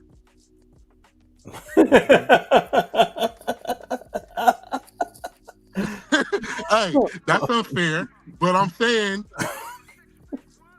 here's the thing, right? That's unfair. Talking shit. But we are all kind of selfish in a way. We all kind of look at everything from our own point of view. And the only other option that you guys are leading me to is, now that I'm at my best or better than where I ever was, I'm supposed to, at 40 years old, just sit here and wait for something to fall into my lap, even though I'm way more picky now than I've ever been. Right? In my 20s, I would have accepted one of these chicks. She don't cook either. Huh? She don't cook either. That's a lie, Hamp. If you seen the Thanksgiving meal that my woman put on last night by her damn self with the help of my 2 daughters, man. So tell me about the spaghetti. Man, I got my spaghetti, Hamp, man. How long did it take to get that spaghetti? Man, it didn't take long. Cause, you know what I'm saying? I showed her the fucking video. You know what I'm saying? Like after we did that, I showed her the shit everybody was saying and all that. I got my spaghetti in less than a week. You know what I mean? But I was talking shit that day. My wife cooked for me and shit. She fall off every once in a while. She ain't perfect. You know what I'm saying? Neither am I. You know what I mean? So do you sympathize with the bootlickers? Ooh, sympathize is a strong word. I can't sympathize with a bootlicker. I just can't. But I don't. Everything that they do and the things that they say, I don't write off. But I don't sympathize with them though. Like that nigga, that cop that you had on there. What's that nigga name? Officer what? Tatum. I can't stand that nigga. like I would do something to that nigga if I seen him. You know what I mean? Like I seen him like years ago for the first time in my life. And I didn't know it was like, I wasn't onto YouTube or nothing like that. I didn't know it was a way to make money doing shit like this. You know what I mean? And I just saw him and I was just disgusted, bruh. Like, I can't even really watch that nigga like that without getting my blood pressure high. Why? Because the shit he say is just, it seemed like he watched shit and then he studied for like 3 hours how to flip shit and just make the most craziest other take on it. Just to be on the side of a white person, but I don't know if he's doing it for likes or he's doing it for money, and that's where I can't differentiate. Like, you know what I'm saying? Like, is he really a bootlicker, or is he trying to get money? He just don't give a fuck about what niggas think. Yeah, well, I think he's a bootlicker and he monetizes it. So he both. That's worse. Yeah, like he know how to get money off it. You know what I'm saying? God damn. Jesus Christ. No, I don't sympathize with no bootlicker, man. I mean, I probably have been called a bootlicker by my people before because of my thoughts and the way I parse things out and the way I just think about things and say things, but that would hurt my feelings. You know what I'm saying? Because I'm definitely not that. Dang, man. Hank Deezy, salute. Been a member for 24 months. Salute, OG. Hope all is well. Good to see you. He says, the trooper was a lead of game day assignment. Okay. Callie with the $5 says, blaming rap is the same as blaming white people. I thought blaming the individual was so solid's point. You want to respond to this? Blaming rap is the same as blaming white people. I thought blaming the individual was so solid's point. Well, Kelly, yeah, I'll respond to it. I feel what you're saying. I'm just saying, from an individual perspective, I do blame the individual. But from a black power, we supposed to be getting on a collective point, Like I view it the other way. You know what I'm saying? Like, how we supposed to get right? Our situation is so fucking particular and different from everybody else's. We can't play the same rules and govern it the same way. So if we got to get rid of rap to get our minds right, I think that's worth it. You know what I'm saying? Like, I don't know if that makes sense, but I do blame the individual. But as a group, we got to do things a little different. Maybe she'll respond. Leslie with the $5 says, whenever So Solid pop up, Beans pop up. When we gonna get the verses popping? My nigga Beans and this bitch. I could definitely know. Verses is pretty simple to do. Yeah, I'm with it. Salute to Miss Val in the building. She said for the support. We creeping towards the goal. Let's see if we hit it. I think we got another 20 minutes. But thank you to Miss Val. Salute. Good to see you on the live stream for the 20 ball. On, I'm broke, baby. I ain't got no money. Bullshit. I see you shining, nigga. I can smell a motherfucker with money. Even Ray Charles can see you got money. Mitt with the $5 says, they always have something to say about someone else's life, even though you're not affecting them. Love who you love and her. Even if she's ebony or not, I guess. Yeah, whether she's ebony or not. Like, share, subscribe, tell a friend to tell a friend. Hit that like button right now if you can. That helps the channel the most. Beans, what's goody? What up, though? What's good? What's happening, Beans? Good, man. Just getting cheated on Halo as usual. I wanted to say two things real quick. One, fuck Ryan Clark. I hope all the bad things in life happen to him and him alone. This little take he just gave don't make up for that, for the shit he did with the Diddy case. Fuck that. But the other thing is, and more importantly, black people got to make their mind up, bro. I need y'all to really make y'all mind up. Either everybody is black or they not, right? On this whole, you can't sleep white and be pro-black thing, right? Because I think I've been rethinking it for a little while. You know what I'm saying? I make fun of my uncle's kids. My uncle got 2 sons by a white woman, and they like Patrick Mahomes around this motherfucker, right? And when I make fun of him, you know, he always defend their blackness. But that's my point, though, right? If you finna try to sell to me that Patrick Mahomes is black because you want to celebrate his greatness as blackness, then you can't also tell a motherfucker that if they sleep with white, they can't be pro-black. Because by your own definition, they still making black.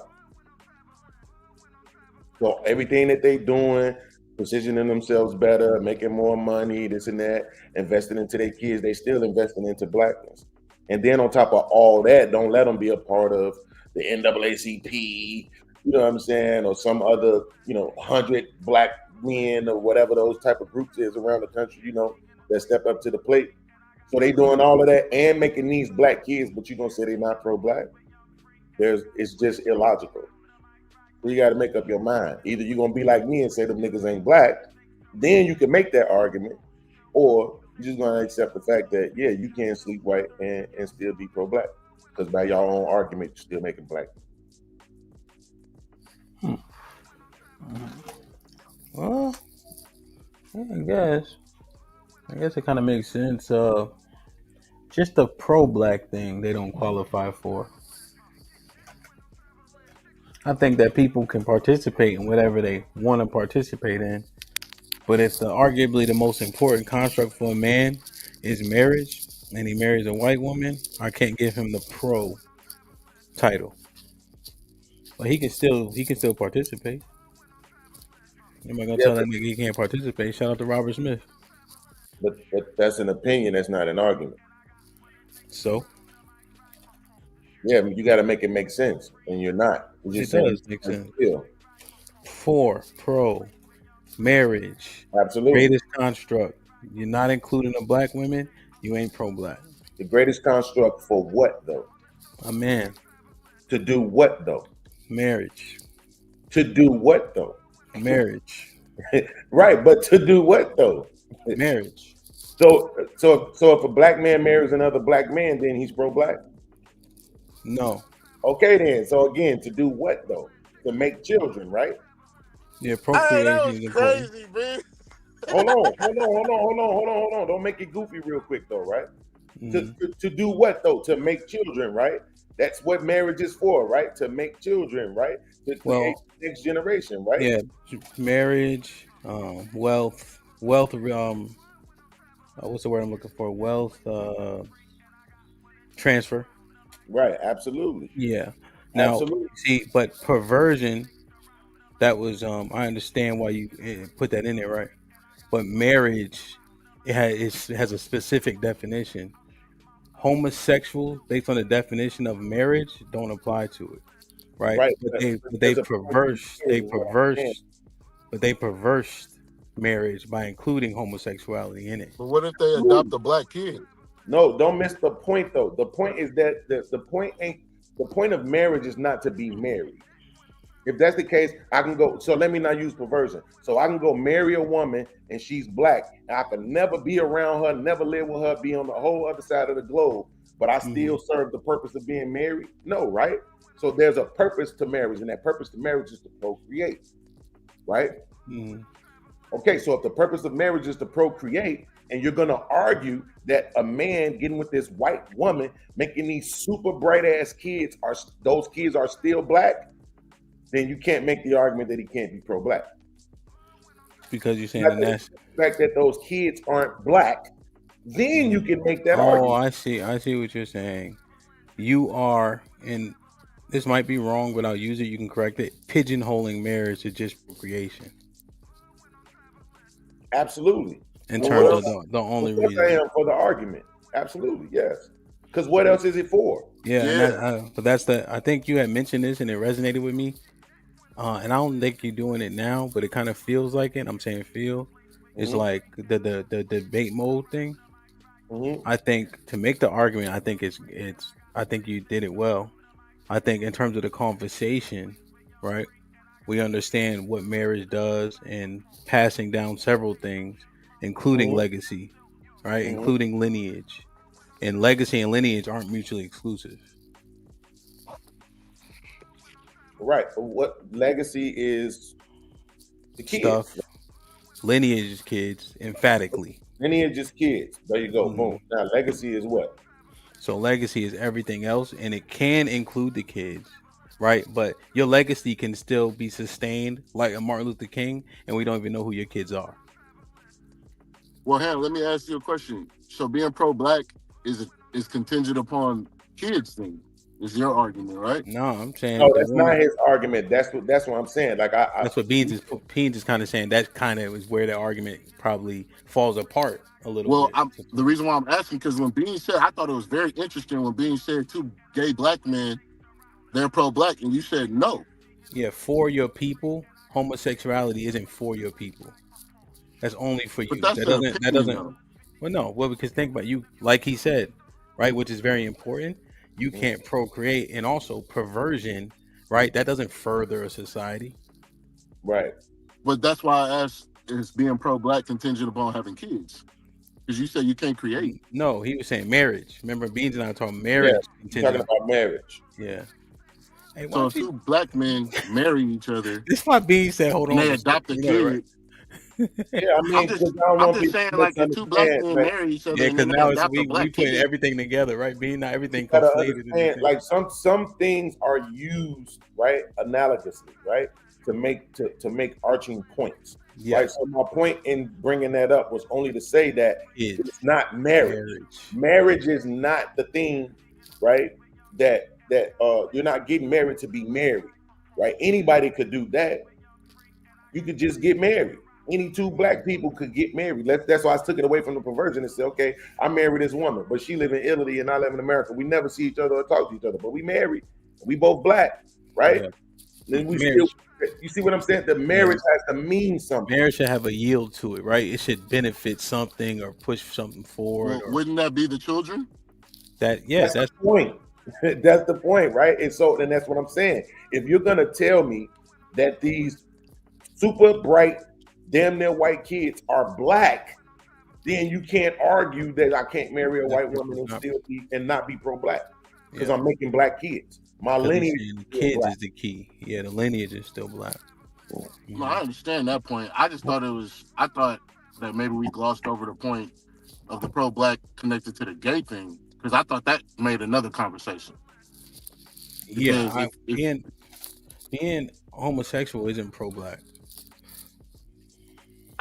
I agree with you. I'm just saying, like, if two gay dudes and they black and then they adopt a black baby and they donate and they giving back to the black community and then they come up to a meeting and they say we pro-black and then you tell them they're not, I don't see by your standards how you can tell them they're not. Hold on. Selling drugs isn't pro-black. What does that got to do with it? Well, because we're looking at things that hurt a community, right? So being a criminal isn't pro-black. So you saying being gay hurts the community? Oh yeah, well, and it's not even talking shit, right? Because unlike Christianity, right? We love all our brothers, right?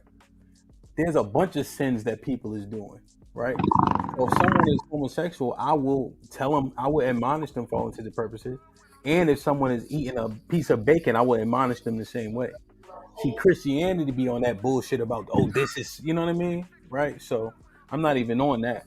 But I'm just saying, in terms of things that don't further a community, crime doesn't, right? You can't tell me Tukey Williams is pro-black.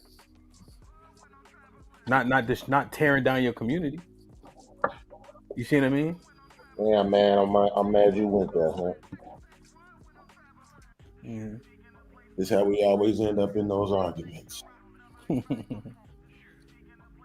gotta leave the dog example alone, bro. Y'all gotta let that go. Hey, Hamp, it just seemed like being pro-black, when we parse it out and we keep milking it this way, it doesn't seem to have that much. It doesn't seem to have that much substance to it. Then, if it has all these parameters around it, and it's so limited to what it can provide to our people. What do you mean limited? And see, here's the thing about things. That's a good argument. We think that the four, right, to check all the boxes should be open to a whole bunch of people. It's always the few that qualify. Right? The best of everything, it has a limited amount of access. But I think we think that it's supposed to be a whole rack of people that's supposed to be a part of a thing. It's just not true. Even biblically speaking, it's 1/3 of us that's going to make it. So I'm not predicating this on it's excluding a bunch of people. I know that that's supposed to happen when you're doing the right thing. It's usually the further and further you get to the goal, the less and less people start to make it there.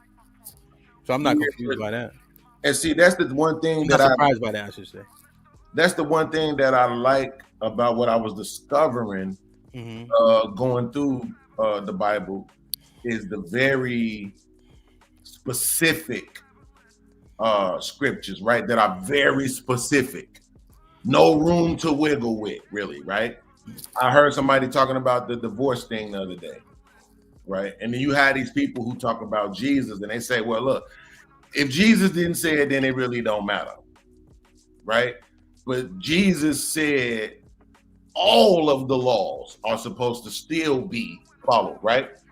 And then he also said about divorce more specifically, though, if you're not leaving this person based on sexual immorality, you are in fact committing adultery if you move on to the next person, and that person that you left will also be committing adultery. He said that very specifically. There's no wiggle room there, right? That's how I am. With me, it's not about debating. It's about just accepting what is absolutely logical, what is absolutely pinpoint and makes sense, right? If we make some discoveries sometime later that may alter that, then that's fine. But in the moment, based on the information that we currently have at hand, let's just take what it says. Forget how you feel about it. Let's just accept what it says. So that's why I'm saying now, if you're going to, again, this ain't to you, anybody. If you're going to tell me that these children that I'm making with this white woman, these children who are going to inherit my wealth are black, you can't tell me I can't be pro-black and sleep with white women. Now, once you start telling me them little niggas ain't really black, now we can have that conversation, and then that's when I'll agree with you, because I don't believe those are black people. You're basically saying keep the same energy, huh? Everywhere you go, every time. Every day. Don't waver. Don't tell me your issue with the drug dealer and the reason why he can't be pro-black is because he's harming the community. But then tell me the nigga that worked for the company that's pushing fentanyl, he all good because he got a job. It's good, he all good because he legal.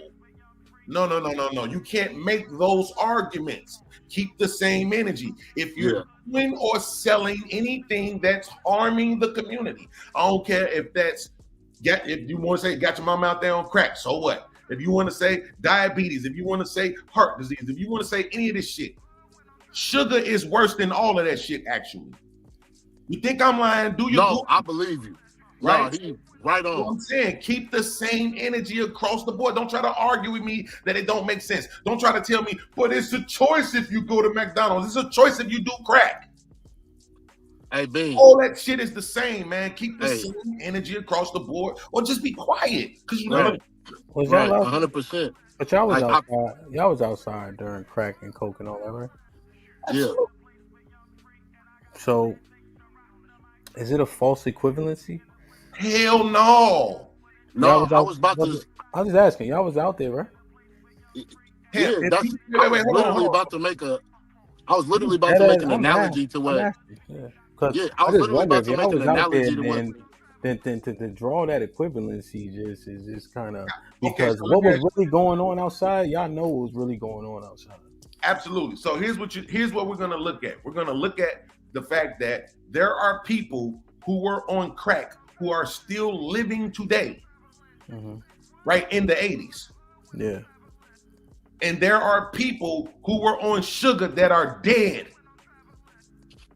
You think it's just about the consumption of the drug? No. What I'm saying is you can't make the argument that it's about harming the community. And then in the next breath try to talk about what's not. Do I think it's a false equivalency?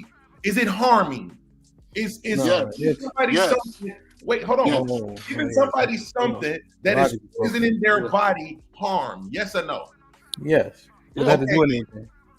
So that's the point. What I'm saying is, Who said what it means? Slow down a little bit, just a little bit, because I said drug dealer. I didn't say drug user. I know.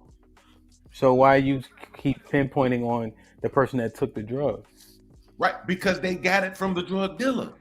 Do you understand? That's what I'm sincerely asking. That's this the is harm maybe that you're talking about, right? You're not talking about the money generated from the drug dealer. I'm talking about the money, the environment, the drug, the bodies, the that's what I'm saying. Y'all was outside when this was happening. Like, I don't know if you know why y'all what is your point? What is your point by saying that? Because I'm looking at the environment changes at the height of crack and coke, right?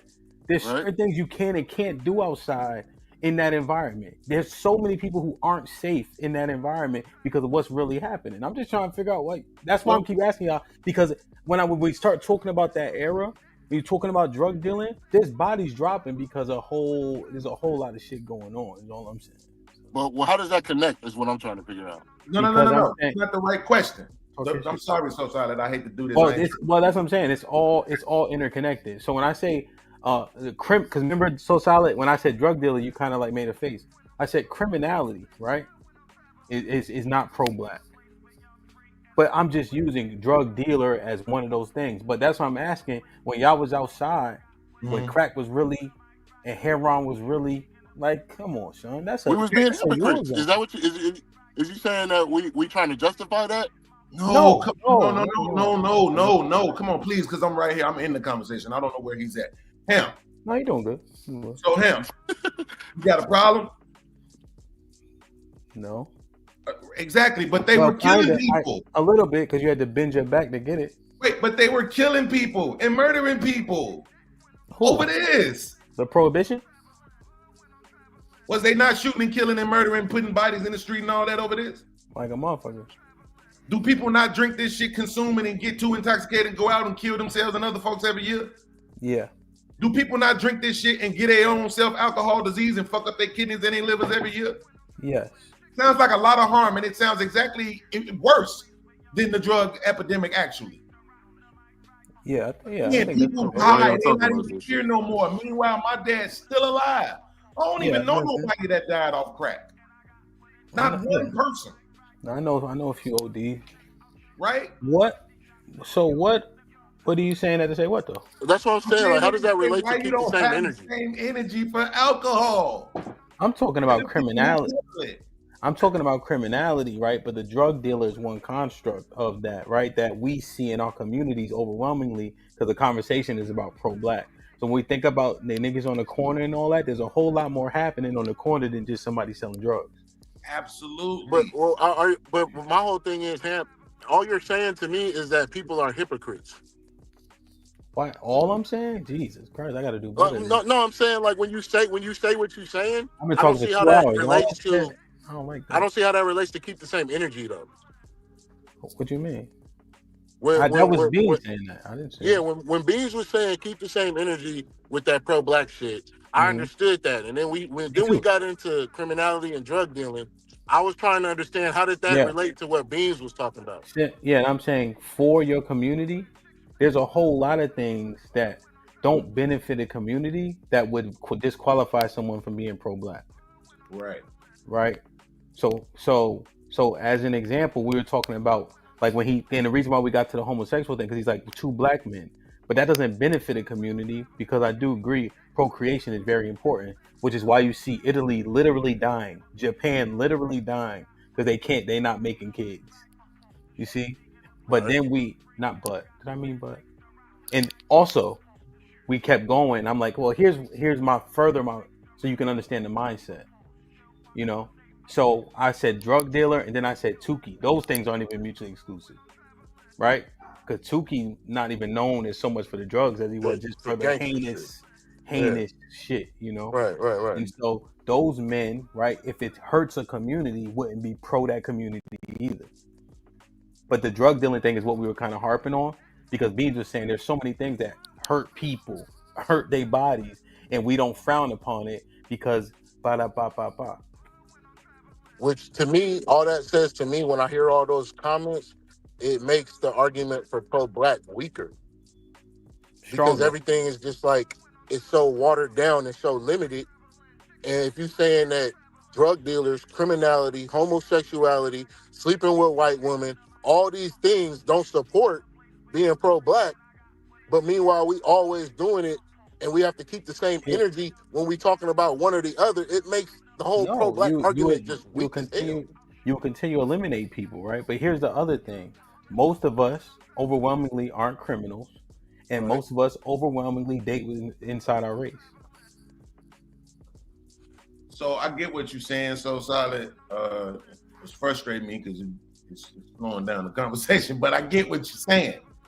It's making the point that Hamp already not even conceded to, but argued for himself is that everybody ain't gonna make it. The cut is a big cut. It's not a eighth cut. It's a 2/3 cut. Yeah. Right? 2/3 of people not gonna qualify. Right? When you're talking about the best of things. So if you put pro-black on one of those best of things lists, a whole lot of people, possibly 2/3 of them, ain't gonna make the cut. You're saying the same thing, you're just saying it in a novice way, right? No, I don't think I'm slowing it down, Beans. What I'm saying is you're saying the same thing right now. You're literally saying the same thing right now. Let me just say what I'm about to say. Pro-black, that a lot of people won't be able to be pro-black. No, that's not what I'm saying. You won't let me say it. What I'm trying to say is being pro-black is not effective.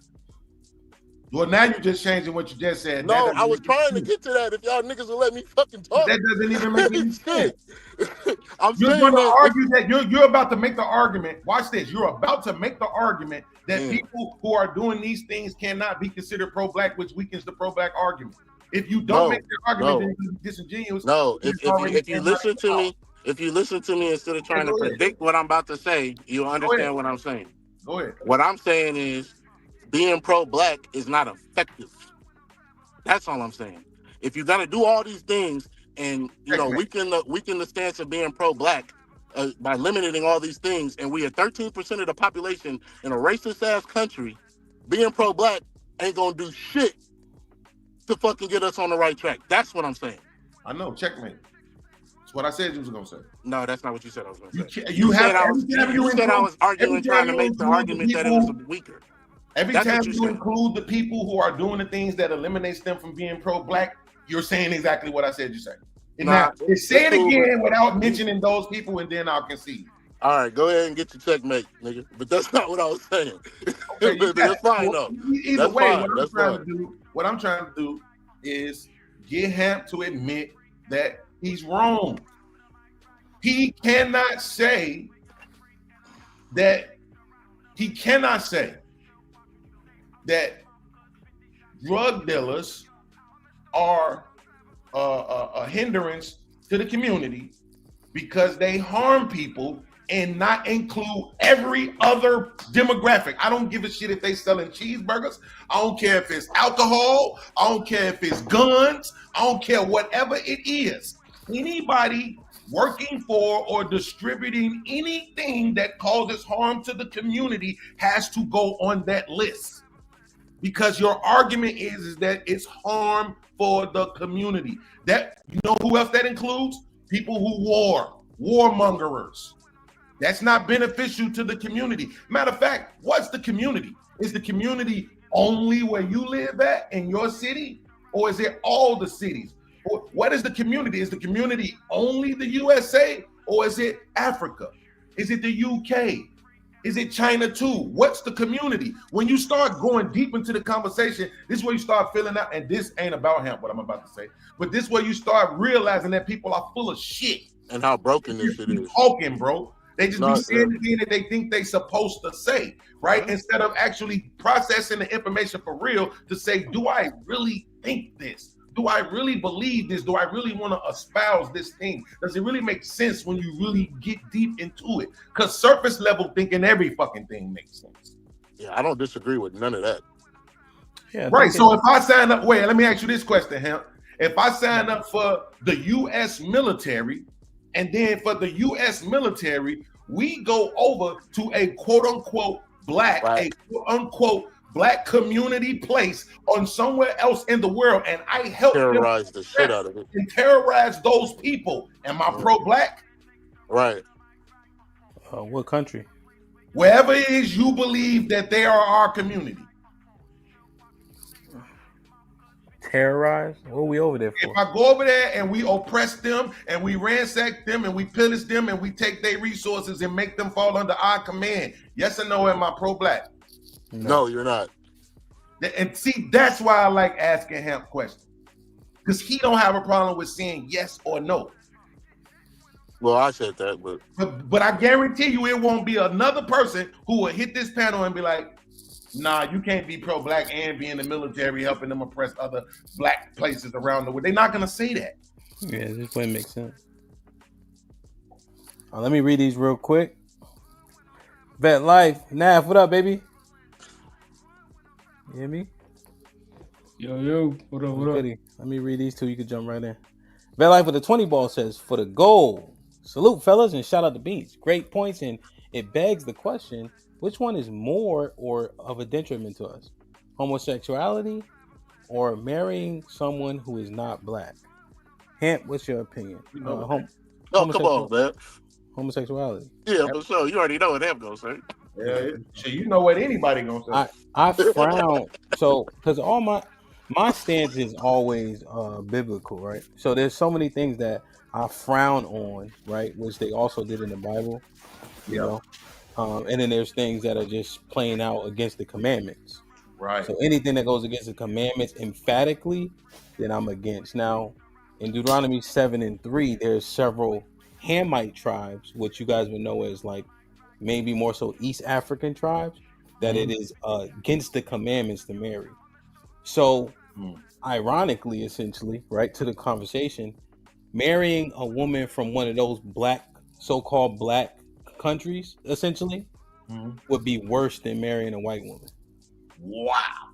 Because in the commandments, you can't make marriages with them. It's against the commandments to do so. Wow. We know that it's frowned upon to marry women of other nations because of what happened to King Solomon. So King Solomon's mindset got all fucked up because he had too many women from too many other places. And Right. Solomon, the most intelligent man ever, if he can get perverse by this shit, so solid big head ass can get perverse by this shit. Right. So Nas, what up with the 20 ball says, is Jesus a loser or a winner? He was arrested, mocked, executed by the state, and denied the quote-unquote deal that could have given him earthly power. Earth metrics, Satan offered him a kingdom, unlimited influence, political victory. Nas, you are my mans. This nigga be different. He be cooking like that all the time, man. And what it looked like a question, but it's rhetorical for sure. Right. You know? Yeah. Hey, salute to Nas, salute to Vet Life for the 20 balls. I'm gonna play this one. Sends his regards. Yeah! You know how I love money. Salute, man. My Yeah, man, go to Deuteronomy 7. You can start from the top, and it'll get to it at verse 3, and it'll name all the tribes. Like for one, y'all know the Canaanites were cursed, so you can't make marriages with the Canaanites. And the Hittites and the Amorites and the Jebusites also. If you read Deuteronomy 7. Nav, what's goody? Good to see you. Likewise, brother. Hey. How you? What you got, man? Talk your shit. I'm just listening, bro. Like, I ain't gonna jump out there like that. You know what I'm saying? Because you know how I be in the chat, right? Like I post my controversial, if you consider them to be controversial opinions. You know what I'm saying? Like when we talk about the space, et cetera, et cetera. But I stepped away for a minute. You know, Beans popped up. I was listening when what's his? How you say that? So solid. Mm-hmm. So solid. Yeah. Like I kind of caught some of what you were saying. Then Beans. Here's the thing. Like every time Beans introduces or is introduced into a conversation, that changes the demographic. So I admit, like I gotta take a step back and be like, wait a minute, hold on. I gotta see, what he said. Like I'm not going. Well, Neff, so we kind of were talking about just like pro-black. We kind of stayed right there, like what would be or not be pro-black. But the Bootlicker thing, Beans we haven't even conversed about Bootlicker ever since me. So Beans didn't really touch on Bootlicker too much. Okay. So I could get your take on that, if you don't mind. Just the Bootlicker and how dangerous that archetype of black man is. Oh, well, that's fair, because I said that earlier, right? Shout out to Beans, too. Like, salute, bro. Beans is like a dude's like, I love to hate, because sometimes he be right. But then when he be wrong, like, he don't never admit when he wrong, and he be wrong as fuck. And I be like, bro, like, come on. But he gonna stand on it. So it's like, you still gotta rock with him, though, because it's like, yo, this nigga's wrong as fuck, but he's gonna stand on the square. So you gotta respect him. You be like, all right, I still fuck with him, though. Like, but now, as far as the Bootlicker, like I said that earlier, from my perspective, right, humbly, you know what I'm saying? I don't think I'm better than anybody, and I've been accused of that by family, friends, foe, all that. Like, it's if you are willing to conform or concede to just walk with me with this, right? Because the DMV, I'm a little bit traumatized, right? You get like this certain level of validation, you know what I'm saying, that comes with an agreement, right? You don't want to be perceived as the aggressive dude. You could be smarter than, you can have the degrees and all the other stuff, right? But you don't want to be perceived as the angry black man or black woman in a lot of these spaces, right? And again, I'm just speaking from the DMV perspective, right? And I'm trying to be relatable, Hamp. I hope you can understand that. Right? When it comes to like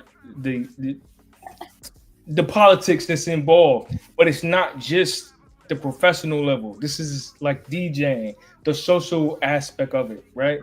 The places that you get invited to, right? There's so much stuff that goes on there. So I'm trying to touch on that, but all right. So set that aside. How do you acknowledge, okay, I've managed to achieve a certain level of success to be accepted in these social groups, but when it comes to the FDA, you know, when we start this is why I'm always confused. If it sounds where you from, Nav?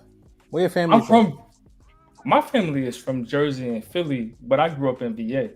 No. Are they Caribbean at all? No. We all from America. Okay. Yeah. But what I'm saying is, what gets confusing is like, all right, when you're trying to, you threw me off a little bit with that. When you're trying to paint your place in the society, like, okay, I went to this certain school, right? Like when you talk about, like, you were cute. You know what I'm saying? You talk about the social. I went to Norfolk State. Yeah. I didn't pledge anything, right? Mm-hmm. But I can still understand and relate to that, right? So I'm trying to like bring all this together without making it too confusing. But in the DMV, you'll have this. Okay, you work for the government. You do this. You pledged. You have this social status that's like acceptable, but then soon as any type of, what's the word I'm looking for, social status, not well, you can be, it's perceived as you have this social status, but like social okay, cachet? Like cachet, I like that. Cachet, but no, so influence. All right, let me try to bring it down. I'm thinking too high. Let me bring it down, right? You remember when they had the Black Lives Matter thing, right? Yes. Everybody was out there. Yes. That was like a quote unquote social movement. Yeah. But at the same time, there were videos and it was like, okay, there were people that presented it like, yo, this is meaningless because there were people out there. I used to drive past there every day to go to work, right? Make a left on that joint. Yeah. And they removed it. But people were like out there at that particular time, and it was supposed to represent something. It was supposed to mean something. But at the end of the day, it really didn't. Okay. Right? So it was like, okay, they removed it. So now let me try to bring it back. What I'm talking about is we collectively as Black people, we like a lot of symbolism. Right? It doesn't necessarily mean nothing, but how do you find that balance between what is like relevant for what I think you like to do is you speak a lot, and Beans and whoever else may be up here, y'all like to fight for Black or fundamental. I don't know if y'all even relate to or agree to the African American foundational Blacks or whatever. There's so many different terminologies. I just look at it like I'm American, right? I'm Black, I'm American. I've traveled, you know what I'm saying? I want to see Black people in America do well. But then when you start trying to put all these, Why though? Why do you want to see Black people in America do well? Hold on, Beans. Don't. Hold on. He almost there. Yeah, you see, I'm trying to cook. Like I'm slow roasting. I can feel it, Beans. Trust me. No, it's cool. I see that. Like He's like, I gotta plug my computer. Yeah.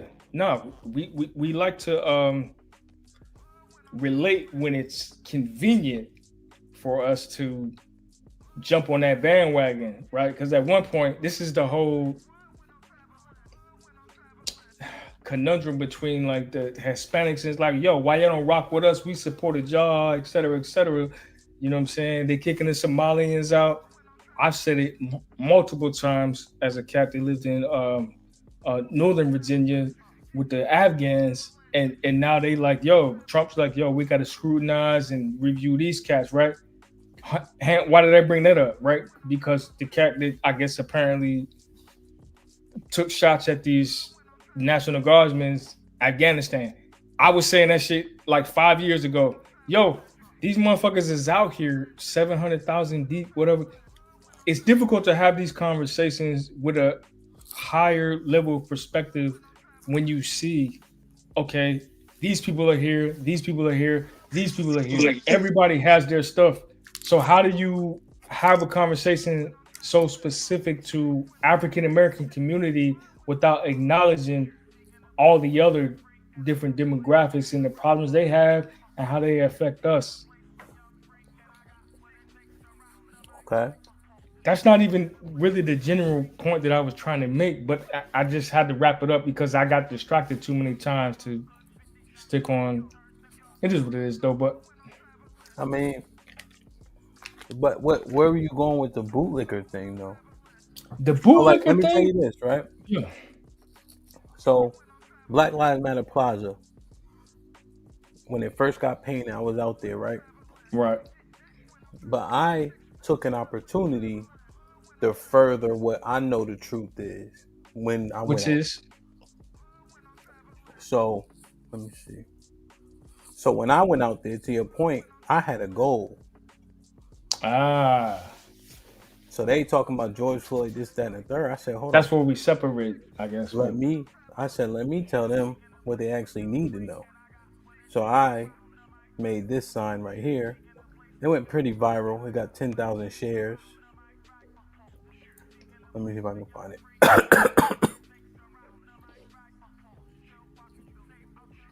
So you was talking from the Bible? That's my sign.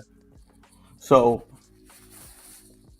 see, you got 10,800 shares, Beans. Who knows how many likes, right? But shares is a lot, you know. So I just had an opportunity to tell them, hey, I see you, but I see you. So people were out there with a lot of agendas for sure. Most people was just out there just to say they was there. Nobody would try and do nothing, make no, you know what I mean? That's where I was kind of going with it. But yeah. Man. So yeah, well, I got a question for you, Hamp. Go ahead. Why you don't get the blackity black Justice Warrior Victim Olympics title by talking about, if I just wanted to minimize it, the oppression of black people? Because of his results? Well, great answer. No, wait, what? No sarcasm, no facetiousness, no nothing. So solid. Superb answer. Thank you, sir. Absolutely, bro. Wait, ask that question again. Yeah, I think that certainly matters, you know. And I think my overall approach, you know, and whatever makes the most sense in that moment, I'm gonna say or I'm gonna concede to if that wasn't my original thought. And so if people are making good points regardless of the side, I'm like, okay, that makes more sense than what I just heard, you know. So I don't mind, you know, having a change of opinion because things that resonate, they resonate, you know. I when you know the bootstrap conversation, Beans, I'm also not vehemently against the bootstrap thing, but I also understand don't nobody get to where they are by themselves, and I hate when people act like they do. Everybody needed a hand for something, you know. I've knocked down a few different hands, Beans, and it probably took me a year longer to get there as opposed to just taking that hand up. Because I always felt like I didn't want to owe nobody anything. Right. But we're all interdependent, you know. But is that the same we have thing to as make the most of opportunities, you know, and that's what I'm a firm believer in applying yourself. Because I don't believe in luck, you know. But when that opportunity comes, are you prepared? And I think that's where I get a little bit irritated at my people because our preparation isn't there, which is why I was saying a few weeks ago, Beans, I don't know if you caught it, but I said we really fake outraged when we talk about everybody our enemy, but we out of shape, we can't fight, we can't shoot, we can't hunt, we can't trap, we can't. You sound pretty comfortable to me. Yeah. You know? So that's kind of how I look at So, it. Ham, I just real quick, do you, that what you just said is where we need help and don't nobody get there on their own? Do you take that same thought process and make it analogous to black people needing help from other races in the country? That's the thing, right? I think what makes Fred so dangerous to them, the FBI at that point, Fred Hampton, is because Fred literally created a Rainbow Coalition. And so in the earth so solid, I operate and am cordial with everybody, you know? Like, so there's like, we do like these real big moves. So I have my team and there'll be another team. I don't care if they white, Mexican, whatever, right? All my guys are black. But I bring water for everybody. Right. Because, and if they pushing the piano up the stairs, my guys will help them or I'll help them. You straight, somebody get hurt. If I got something, I call. Because we all trying to do the same thing. We got an end goal. But when we go home, everybody that come to my house look like me. You know? So yeah, it would be obtuse to think that, you know, because the Most High put people in your life, right? And anybody could be a vessel for both good and bad. You know? Yeah, but I identify who people are, you know, but people function well in society, as do I. It's unrealistic not to, right? I think go ahead, my bad. Well, just real quick, because Peen said Jesus, right? Even Jesus said there was two Israelites. They were centurions, so police basically, and he's like, "Yo, you a police officer? Do your job, you know. Don't go too hard. Judge righteously, you know. Do your job how you supposed to do your job. Obey the laws that you're supposed to enforce." But he's like, but just keep your commandments. You know what I'm saying? So like he had regular conversations too with people trying to struggle through the same shit we struggling through. Trying to figure out how the fuck we operate where we at. You know what I'm saying? I was just gonna say, I think the way you did it, the way you just explained it is how I would look at it also. I think that you're very compartmentalized and that you can do what you did with the people, the different races at your job moving and all that stuff. And then like you said, when I come home, everybody look like me. And you can differentiate between those two dynamics easily because of your mental capacity. And I think Beans could too. I think I could too. But I don't think the most of our race is capable of that. I think the bullshit and the programming that's fed to them, I think most people are simple. So I don't want to say I think most black people are simple. I think most people are simple. But I just think we can't expect everybody in our race to be that compartmentalized and have that much mental fortitude to differentiate things and get things back on track. You see what I'm saying? So that's why I don't think the message should be the same to everybody. I, in general, bro, don't sit around and think about white people. Me neither. Right? Like, for some reason on the internet, though, just because you defend black people who don't have the results, people seem to think that you're some kind of social justice warrior or blackity black, all of the other stuff, right? And then at the same time, when you talk about the results thing, that was such a superb answer because it highlights how even these super successful, ultra successful people don't use their brains a lot because you are automatically convincing yourself that the person's financial situation is the reason why he thinks the way that he does.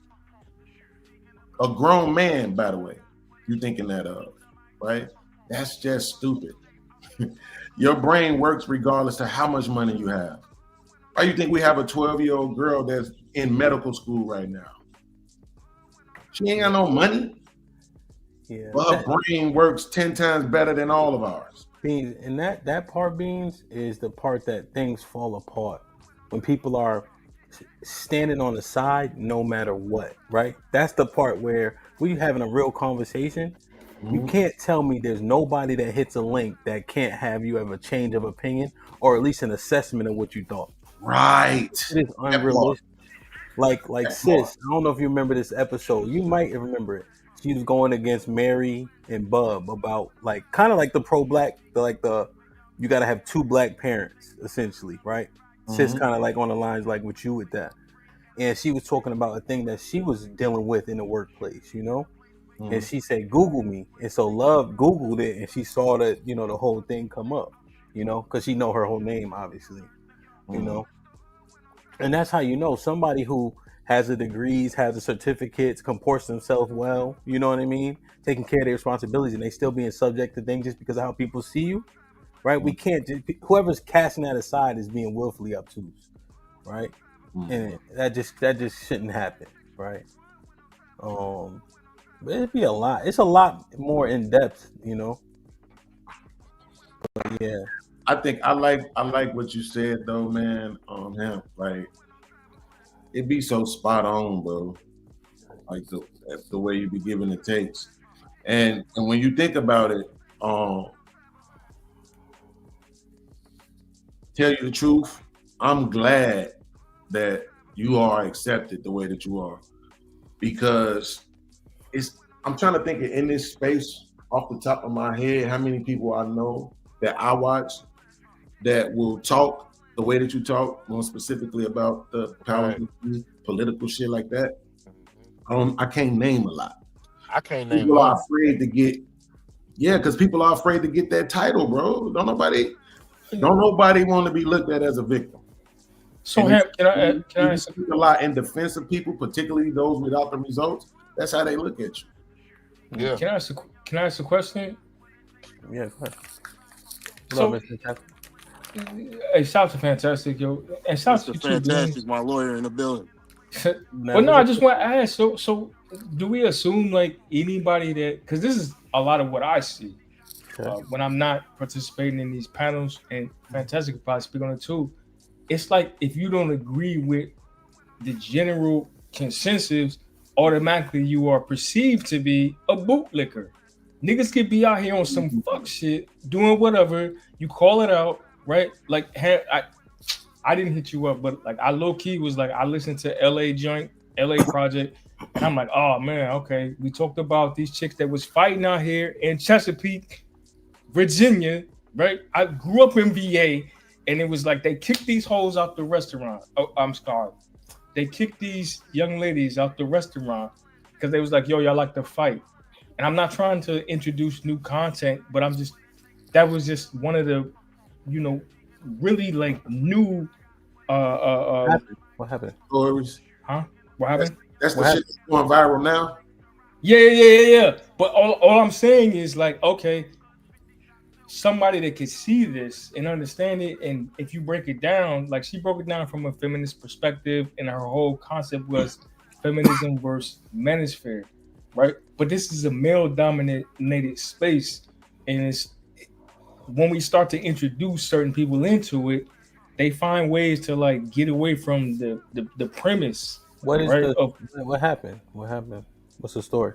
I'll pull it up for you. I got you. Give me a second. Go ahead. Yeah. Why you doing that, yo? It was chicks that got into. I'm not again. Hamp, I want you to understand, yo. Do I know LA? I don't know if I know her. LA Project. Yeah. Lauren, you know her.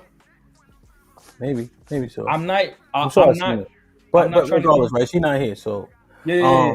I'm not trying to be wrong, right, or indifferent. But what I'm saying is, she was writing on the side of like, okay, these people got kicked out wrong, and maybe that's right. Like I grew up in Virginia in the 757. However, I spent majority of my life in the DMV. Hamp, that's different. You know what I'm saying? So it's like, okay, when you start to see certain things, they don't fuck around down here. This is still the South, bro. They kick niggas out. They be like, oh, okay, these motherfuckers was fighting. All y'all got to go. You know what I'm saying? That might be a video worth, you know what I'm saying, reviewing. Are you saying like us five go to the restaurant? Yeah. So Solid and Bean start fighting, so we get kicked out? Or I like that. Yeah, that's the simplest way to put it. Yeah, Bean start fighting. Well, really, who you fighting? Bean start fighting. if we all go together and Bean start fighting, we probably gonna all start fighting. I got a him. Yeah. So I'm like, of course we got kicked out because the. No, so let me bring some clarity here, or just play it and then we'll talk about it. All right. Give me a second. Oh, go ahead. Somebody break it up. It's sad, y'all. My sister circle and I were out celebrating our Friendsgiving. We arrived at the restaurant. Shortly after arriving, we only had time to give drink orders. We didn't even get our drinks. And a physical altercation happened between two African-American women. We did not know them. We were not affiliated with them. They were at another table. They began to fight. The situation was diffused by management and other staff members. The management came over to our table and told us that they would not be servicing us tonight. We had to leave. Mm-hmm. I questioned, are you shutting the entire restaurant down for tonight? No, we're just not servicing you all because y'all like to fight. We became shocked, confused, and he did that in front of the entire restaurant, in front of all the other patrons. No one else was asked to leave but us. Okay, so if I don't get anything else off today, the only reason I brought that up, because I listened to LA Project's joint, I seen that video before, and like you, I'm somebody that lived in the DMV. That didn't happen in the DMV. That happened where I'm at now in the 757 in Chesapeake, like 20 minutes away from here. Only reason I brought that up is because there's this continuous narrative of how motherfuckers act, and then when you speak on it and you try to check that behavior, you get chastised. But then when you don't, what happens is you get grouped in with everybody else and you get kicked out of restaurants. So it's like you can't win for losing. So how do you address these situations? All right, wait. So the girl that was on the film, was she with them? No, so they're saying they weren't together. So she's saying that the two girls that were fighting was completely, totally different parties, strangers. They don't know who it was, but it happened. The altercation, of course, as you can see, happened in front of their table. So I'm guessing they assumed that they were all together, and then they requested that everybody leave, even though they weren't. Okay, but I assume that she's lying, right? If I assume that she's lying and that they were really together, does that make me a bootlicker? Yep. How? Well, my question is, why are you assuming she's lying? Right. Because I'm assuming she's lying because that just seems highly improbable that they would go over to some different black people that weren't connected to them and say, we kicking all y'all out in front of everybody in the goddamn restaurant and not get sued or not get any kind of flashback for that or anything like that. It just seems like that's highly not likely what happened. Not because no white people would do no shit like that. I don't think that. It's just I'm just thinking that that's just honestly just not what happened. Like, yeah, it's not. So here's the thing too. Here's the thing, right? What they said was, because everybody's been doing stories on this, right? What they did, they said like, oh, okay, they weren't sitting at the same table. Now, anybody that's went out in a group, let's say 10 or more, you're not going to necessarily be a part of the same group. This is where it makes it difficult, because they was like, oh, they weren't a part of this group. They were separate. And then you have people keying in. There were seats that were missing. You could look in that video you showed, right? And it was coach there, right there, right? And yeah, that's like, why. So that's, they tried to, but fantastic. Let me just rock for a little bit. They tried to say, okay, they weren't a part of our group. Other people were saying, well, where were these two people? And then somebody else came on and say, well, if you saw somebody fighting, you're going to get up and move away from that situation. That's not wrong, because if y'all niggas start banging, I'm going to move. And I'm too old to be getting involved in that shit. But what they tried to say was there was a whole separate party. But at the end of the day, after they cleared it up though, Nav, after they cleared it up and they said, hey, we're not part of those people, and they still persisted to kick them out of the restaurant, that's the part I don't believe. Here's the difference. VA, listen, this is what I be talking about. I grew up in VA. Is this more to it, Mr. Fantastic? it is just, let me get this off a little bit, right? I grew up in VA, right? One of the original 13 colleges. We talk about the Jamestown and all that bullshit. These motherfuckers do not fuck around because niggas be down here on nigga shit. We all know, like, niggas be on nigga shit sometimes. It is what it is. But there's certain areas of the country that tolerate it a little bit more. They do not tolerate this shit down here in the 757. They tolerate it a little bit more than DMV, NBA. They do not tolerate that shit down here because they be shutting down businesses and they close down whole goddamn sections. Like, all right, somebody got shot out here. Now all the businesses is closed because we got to do an investigation. Condense it though. So what you saying? You saying that? I'm saying is, let me see if I can regurgitate the story. Okay, Mr. Fantastic, you cover this already? I ain't covered it, but yeah, I planned on covering it. I ain't covered it yet, but okay. Well, let me see if I'm listening right. So they had a party at that long table. Looked like they got a bunch of people, and then these two girls seem to be sitting adjacent to them, and then these girls start fighting, and they start recording, and then after the fight has been de-escalated, they go to their table and say, "Y'all got to leave as well." Allegedly, that's what's being alleged. Yeah, that's what's perceived. So I'm like so solid, right? Because immediately when I heard this, I'm like, no fucking way, right? Again, for you to be like, oh, y'all all black, got to kick out. One, that's a major lawsuit, but clearly, right? Because you're not involved. Secondly, like so solid said, putting on my Inspector Gadget hat and eyes.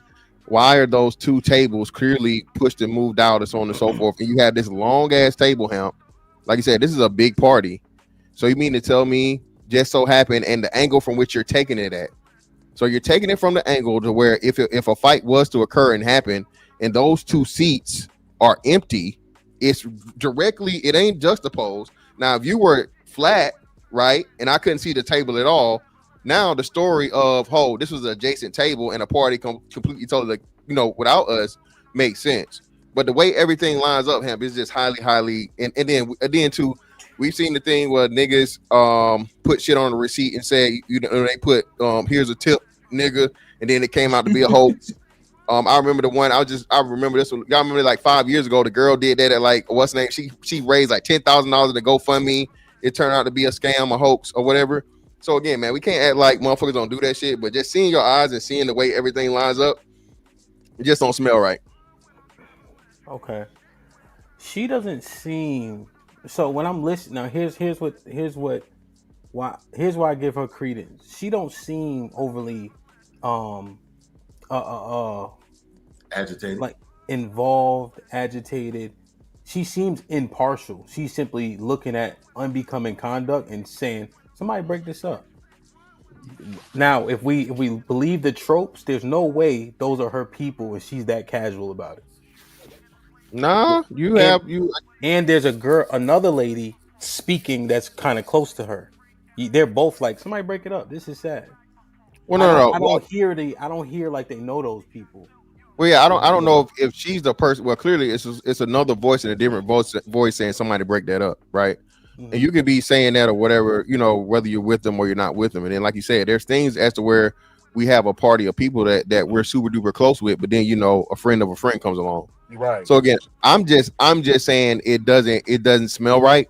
I'm not saying it's completely totally she's a liar outright, but I'm with So Solid and saying it's a hard story to believe. But Mr. Fantastic, let's say you threw a dinner party, for whatever reason. That sounds crazy as fuck, right? And I bring my mans in them. You're gonna say, yo, Hamp, get your man, right? That's what you would say. You wouldn't be like somebody. You would say, yo. Well, that's only if I see them. Like, I don't know. Like, again, like I said, I don't know. They walking in. If I see them, like, hey, what's going? Yeah, man. Hey, what's up with your people? Get your people. Get your folks or whatever. Yeah. Now here's another thing about we're looking at like men and not like women, because at men we're more like than not. If ain't no no weapons involved, niggas gonna break it up. That's what I was about to ask. Like, why would we try to put ourselves, you know what I'm saying, in women's perspective? Well, I'm just saying what people say. I've heard people say, Hamp, get your man. But to me, that's different, though. Hamp, tell him to chill, because if I try to tell him to chill, then he gonna, like I just hear this stuff. Also, in high-end restaurants, they wait for the entire party there to be seated too. That's another. I mean, I don't know what restaurant this is though. But let me. Hey, Hamp, I could Rainbow Kid said he's concede. Sim, son. Hold on. Go ahead. I'm listening. I could concede to what Beans may be about to say. I can't read his mind. I could concede to what he may be about to say is like maybe she ain't lying, but they are thinking she's lying anyway. Whether, you know what I mean? Like, she could be telling the truth and be like, hey, we wasn't with these people. But because they were sitting so close to them and they didn't have a certain reaction to what was going on, the white people could have assumed, oh, y'all with them. And then when she was like, oh, well, I ain't with them. Well, look. They got that. We got the footage right here now. So.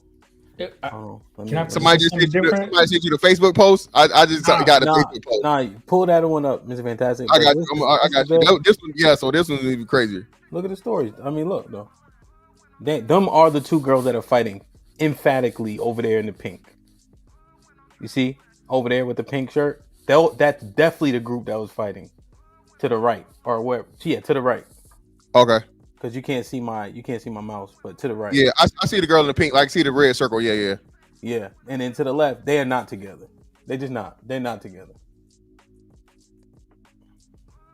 I don't know, bro. Hold up, let me see. Yeah, that's not close together at all. They're that not doesn't together. mean that they don't know. I see what it is. I see what it is, Hamp. Okay. So, do you got a video of that? Or is this a steal? No, Rainbow Kid, he just sent it like this. They're not. Oh, let me not see this. So what? So Ham, it looked like that girl right there. The girl in the black tried to break it up. I'm finna pull it up. I gotta send it because it's on Facebook. Give me a second. The girl at the big table tried to break. Yeah, it up. in the black tried to break it up. She probably was the one that was now saying, the table let's is break this up. implicated. Yeah, now the table's involved. See. And no white people, no racist ass white people gonna believe that y'all was just trying to help the situation. But y'all you know they ain't together. Yeah, well, that aside, like at what point, like, is motherfuckers supposed to get involved? Because that's a whole other conversation too, right? Different conversation. Yeah. So, supposed to. So, how do you get what I'm saying? Are you this talking is about like a group of women? Or are you talking about like So I'm talking about from a collective. Trouble, yes. So if you see a kid in trouble, men get involved. Yeah, but I'm talking about like a collect. So if I'm sitting in there with y'all, right? Let's say we just did one of the live joints you did. Now it's gonna be a bunch of testosterone. I know it's a bunch of niggas that's gonna get up and break this shit up before me. But me, I'm not getting in no female shit. Like, so what I'm talking about is like. But it looks like this though. It looks like the woman, because Mr. Fantastic is right. The woman, the one right here with the black. Yeah. She trying to break it up. She from the big table. You talking about the big joint? So go ahead, play it. All right, yeah. My bad. Let me turn on. Oh, okay, yeah. They trying to break it up. This is sad, y'all. My sister Circle and I were out. And they actually hitting the table, so she trying to break it up. And again, that's niggas Jim gonna attire, by the way. You caving for the white man, but listen, they're not seeing this, right? And they're not going back to look at the tapes at the time. So you have your restaurant, everybody sitting down calmly. The fight starts probably on a whole other side, but it spills over into a whole other table, and then the party from that table is trying to break it up.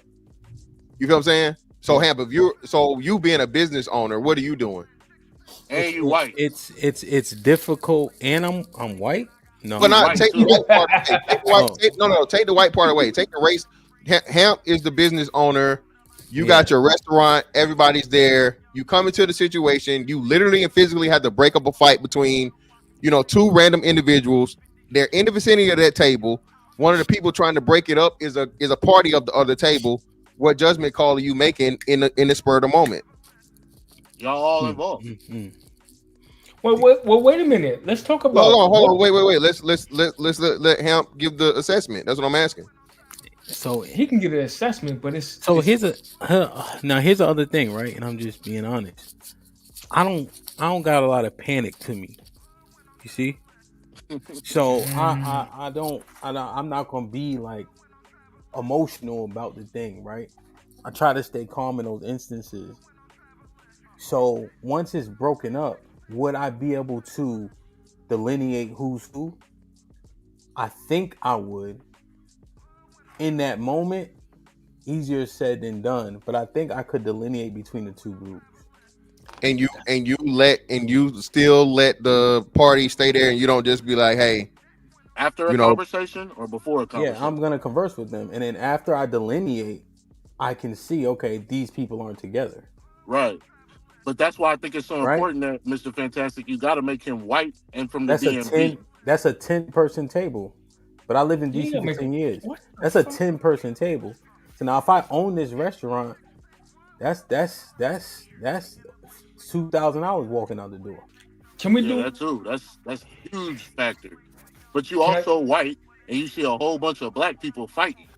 You're not gonna be trying to differentiate who started it, who finished it, who's involved. That actually makes 3 people in a tussle. That actually so Rainbow Kid said that the lady who's trying to break it up wasn't even at their table. She was at the table in that picture we saw. Yeah, you just showed them. So which is it? You just showed the picture of. No. Look, Mr. Fantastic. Hold on, let me bring it up again. Pull it back up. We'll pull his back up. Her shirt helps us see. All right, so she's actually sitting at the pink table. See the girl with the white thing, the dark black on her back, like the silk on her back. That's a purse. It's like a purse strap. It's not silk. It's like a purse. She got a purse on her book bag. Small table already. She's already with those people that are fighting. We saw the other girl with the armor. So show the other picture. Pull mine down and pull your picture back up. Yeah, she's already with the girl with the pink. Rewind it a little bit. That's what I was trying. See, she's already with the girl with the pink. Hold on. Wait, you talking about in my video? That's not it. That's not it. So we looking at the back sash. See the back sash? There's 2 black women in all black. She's with them. There's 2 black women in all black. There's no way Hold on. see Too which many one of is us. which. Too many of us. Let me and Fantastic do it real quick. I'm asking. Where's the second woman in all black? Let's agree first. The black sash on her back, right? Yes. Okay, we all see the sash. I'm calling it a sash. We agree it's a sash, right? Yeah, sash or book bag, whatever strap. Well, yeah. The black sash is also already at the pink table. See it on her back? Oh shit! I can't see her. I see it now. I didn't see her before. Yeah. So she's already over there. They just over here. Okay, I got you. Okay, and she she got her arm out. I got you. Yeah, which even makes more sense why the lady in the video is still casual, because that's not even her friend over there. I got you. Okay, cool. You know, so that table is not even involved. So either way, I again, like I said, I stand corrected, and what I'm saying is this: now you got a whole party that somehow made a fight all the way over to this other party, and it's just like you got to make a snap judgment as a business owner. So what's my snap blood? They're saying that we ain't with them. Look, yeah, they ain't with them. Like, why am I? So then do I go to the other side? Okay, there's more niggas sitting over there. Get them niggas too. Like, how do we? So that's dangerous to do that. But that's why it's so important. That's why it's so important, the fact that he is a white man in a southern place. Like, that's what I'm saying. I don't see how you could call me a bootlicker if I'm acknowledging the fact that this man is white and he in a southern place and he looking at all niggas as the same. So solid. It's a bootlicker for the simple fact that because he's white, you're justifying him kicking all black people out that are in proximity. I'm not justifying shit. You saying it makes sense why he would do that? No, I'm talking about his mind state. I'm just trying. What's his mind state? It's Chesapeake, Virginia. It's Norfolk. It's Newport News. That's what I'm saying. That's where Michael. That's where Michael Vick and all them come from. That's where Hampton University. Hold on. Come on, man. But you got to understand that. So do you want to look up the demographics? Do you want to look at the demographics of? No, Hamp. We're not. They don't Chesapeake, Virginia. That's not. Where do you think? Hold on. That's not saying that. Hold on. So solid. But you're making an argument where you don't know the demographics, right? So now I just want to edify you on the demographics before you make an argument. So when you literally go into that area, Virginia State is a little bit further up, probably about 45 minutes from this. It's an HBCU. Norfolk State, where Michael Vick is at now, is an HBCU. I just want to make sure that you understand where you are. Hampton University is HBCU. Elizabeth City is 30 minutes from here. It's an HBCU. I just want you to understand where you are in the country. It's not like it's just only white people. There's an abundance of black people. You got Newport News. You got I wasn't Allen saying Iverson. that. All of them are from there. So I wasn't saying that. Just because a whole bunch of famous black people from somewhere doesn't mean all white people revere black people. we're not talking about reverence. We're talking about familiarity. Right. So what I'm saying is those aren't black men that are sports players. Those are black women up in there. And white men do not view black women in the best light. Yeah. So let me. So like I said, I was stationed in Norfolk for what I think total of 5 years or some shit, right? So you know the area. Or whatever. So like I said, yeah, you got Chesapeake, Newport News, Norfolk, Virginia Beach, Suffolk, Hampton, and I always forget and Portsmouth, right? 7 cities. It's I don't want to say it's predominantly black, but it is a very high black population, and then you know the majority of people there are military, right? The 7 cities is majority military. It's the Navy capital of the world, not just a region. The U.S. Navy capital of the world. So the majority of people that are going to be there are going to be like military people, so on and so forth. And then you got, you know what I'm saying, the locals, right? So the familiarity with black people is clear. As much as people say it, this shit is nothing. I don't know why niggas trying to treat Virginia like Mississippi, like Mississippi burned us some shit, but it's not like that. I think y'all misunderstanding what I'm saying. I'm not trying to say that they're not familiar with black people. Well, not necessarily you, man. I'm just saying niggas was like it's the South, and I'm like, okay, nigga, it's the north of the South, niggas. Like damn near. Yeah, but Pete Gang, this is fantastic. I'm in California, right? This Yeah, is the West Coast. This is the most liberal spot in the country. It's still racist ass white men out here. I got you. Like you go to their restaurant and you do some shit like that out here in California, you might get the same reaction as spots in California, right? I got so what you. I'm saying is if the niggas over there and it's a whole bunch of black women and they acting like that, fighting ass out and all that shit, it's not crazy or far off for me to think that a white man who owns the store is gonna react in a racist type of way. Well, again, like I said, I wouldn't even necessarily call it racist. Like I said, in the situation or whatever, Hamp is Hamp, right? Most people in the situation, if you see a big ass fight happening and it spills over into a table, everybody is whatever hell. I mean, we just said it. We just got confused. It's 2 motherfuckers that look the same or got the same clothing on. So now you got third party that say, oh, well, no, she's with them or he's with them. So we're not even considering that as to where, you know, because you're not going to run to the cameras right away. In the process of this, you're trying to keep your business going. So in the process of keeping your business going, that you know, it's a fight that happens in the middle of which is an uncommon thing, right? And that party looked like it's involved. Hey, I'm sorry, so on and so forth. But that's why I think what Hamp said was so important when he said and this why I wasn't even thinking about this before he said it, but the money aspect. You got 10 people at that table. I'm gonna kick all 10 of these people out and fuck over my whole bill after I asked the question. All right, let me ask you a question. So, that's some racist shit. That white man racist, right? Is you asking me if he racist? Yeah. If that's what happened, yes. And he's wrong for kicking them out. Yes, if he kicked them out after a conversation and they said no, we ain't with them, and he still kicked them out and said fuck the money, nigga, that's racist. But he's racist and he's wrong for kicking them out. It don't matter. They weren't involved, so they shouldn't get kicked out for any reason. No matter the money or not. Agreed. Okay. Agreed. But when I first sued for that, right? For racial profile. Off top. But I was just saying, upon looking at it the first time, I didn't believe what she was saying because it just seemed highly improbable. But I do concede and I do understand that highly improbable situations happen when there's some racist shit involved. So, you know, it is what it is. Yeah, like I said, so I don't know. They'll definitely get some free food if they don't get a lawsuit or whatever. I don't know, but this being the case with the evidence or whatever, what have you. But again, man, I don't know. Everybody, it's easy to Monday morning quarterback some shit, right? And then look at it after the fact. But in the process, everybody act like they would be something different. So here's the thing, Mr. Fantastic, right? And the Bootlicker arc, right, is when I was kind of exploring. I looked at some obvious shit like Tatum, right? That motherfucker just make any. Yeah, Tatum argued for the lady that got killed with the cop that just got a murder charge. Yeah. So why do we choose to make her the liar? Why don't we just say it's wrong? Because she said she already told us what she told her. They ain't put out a statement yet. Why are we giving them so much grace? Because a brick lady. Yeah, I don't think it's a giving the grace. I don't think it's again. I because I know it, right? Because I know it and I saw it. I know it's white people involved. But you know what I'm saying. But had I not, again, like I said, Hamp, it's just as many stories as it is like people being wrongfully treated in a business and so on and so forth. There's equal stories of people making claims. Hamp, we just talked about this. The niggas lied on the dude that got shot by the cop and said he had his hands up and he didn't pull a gun out and he pistol whipped him.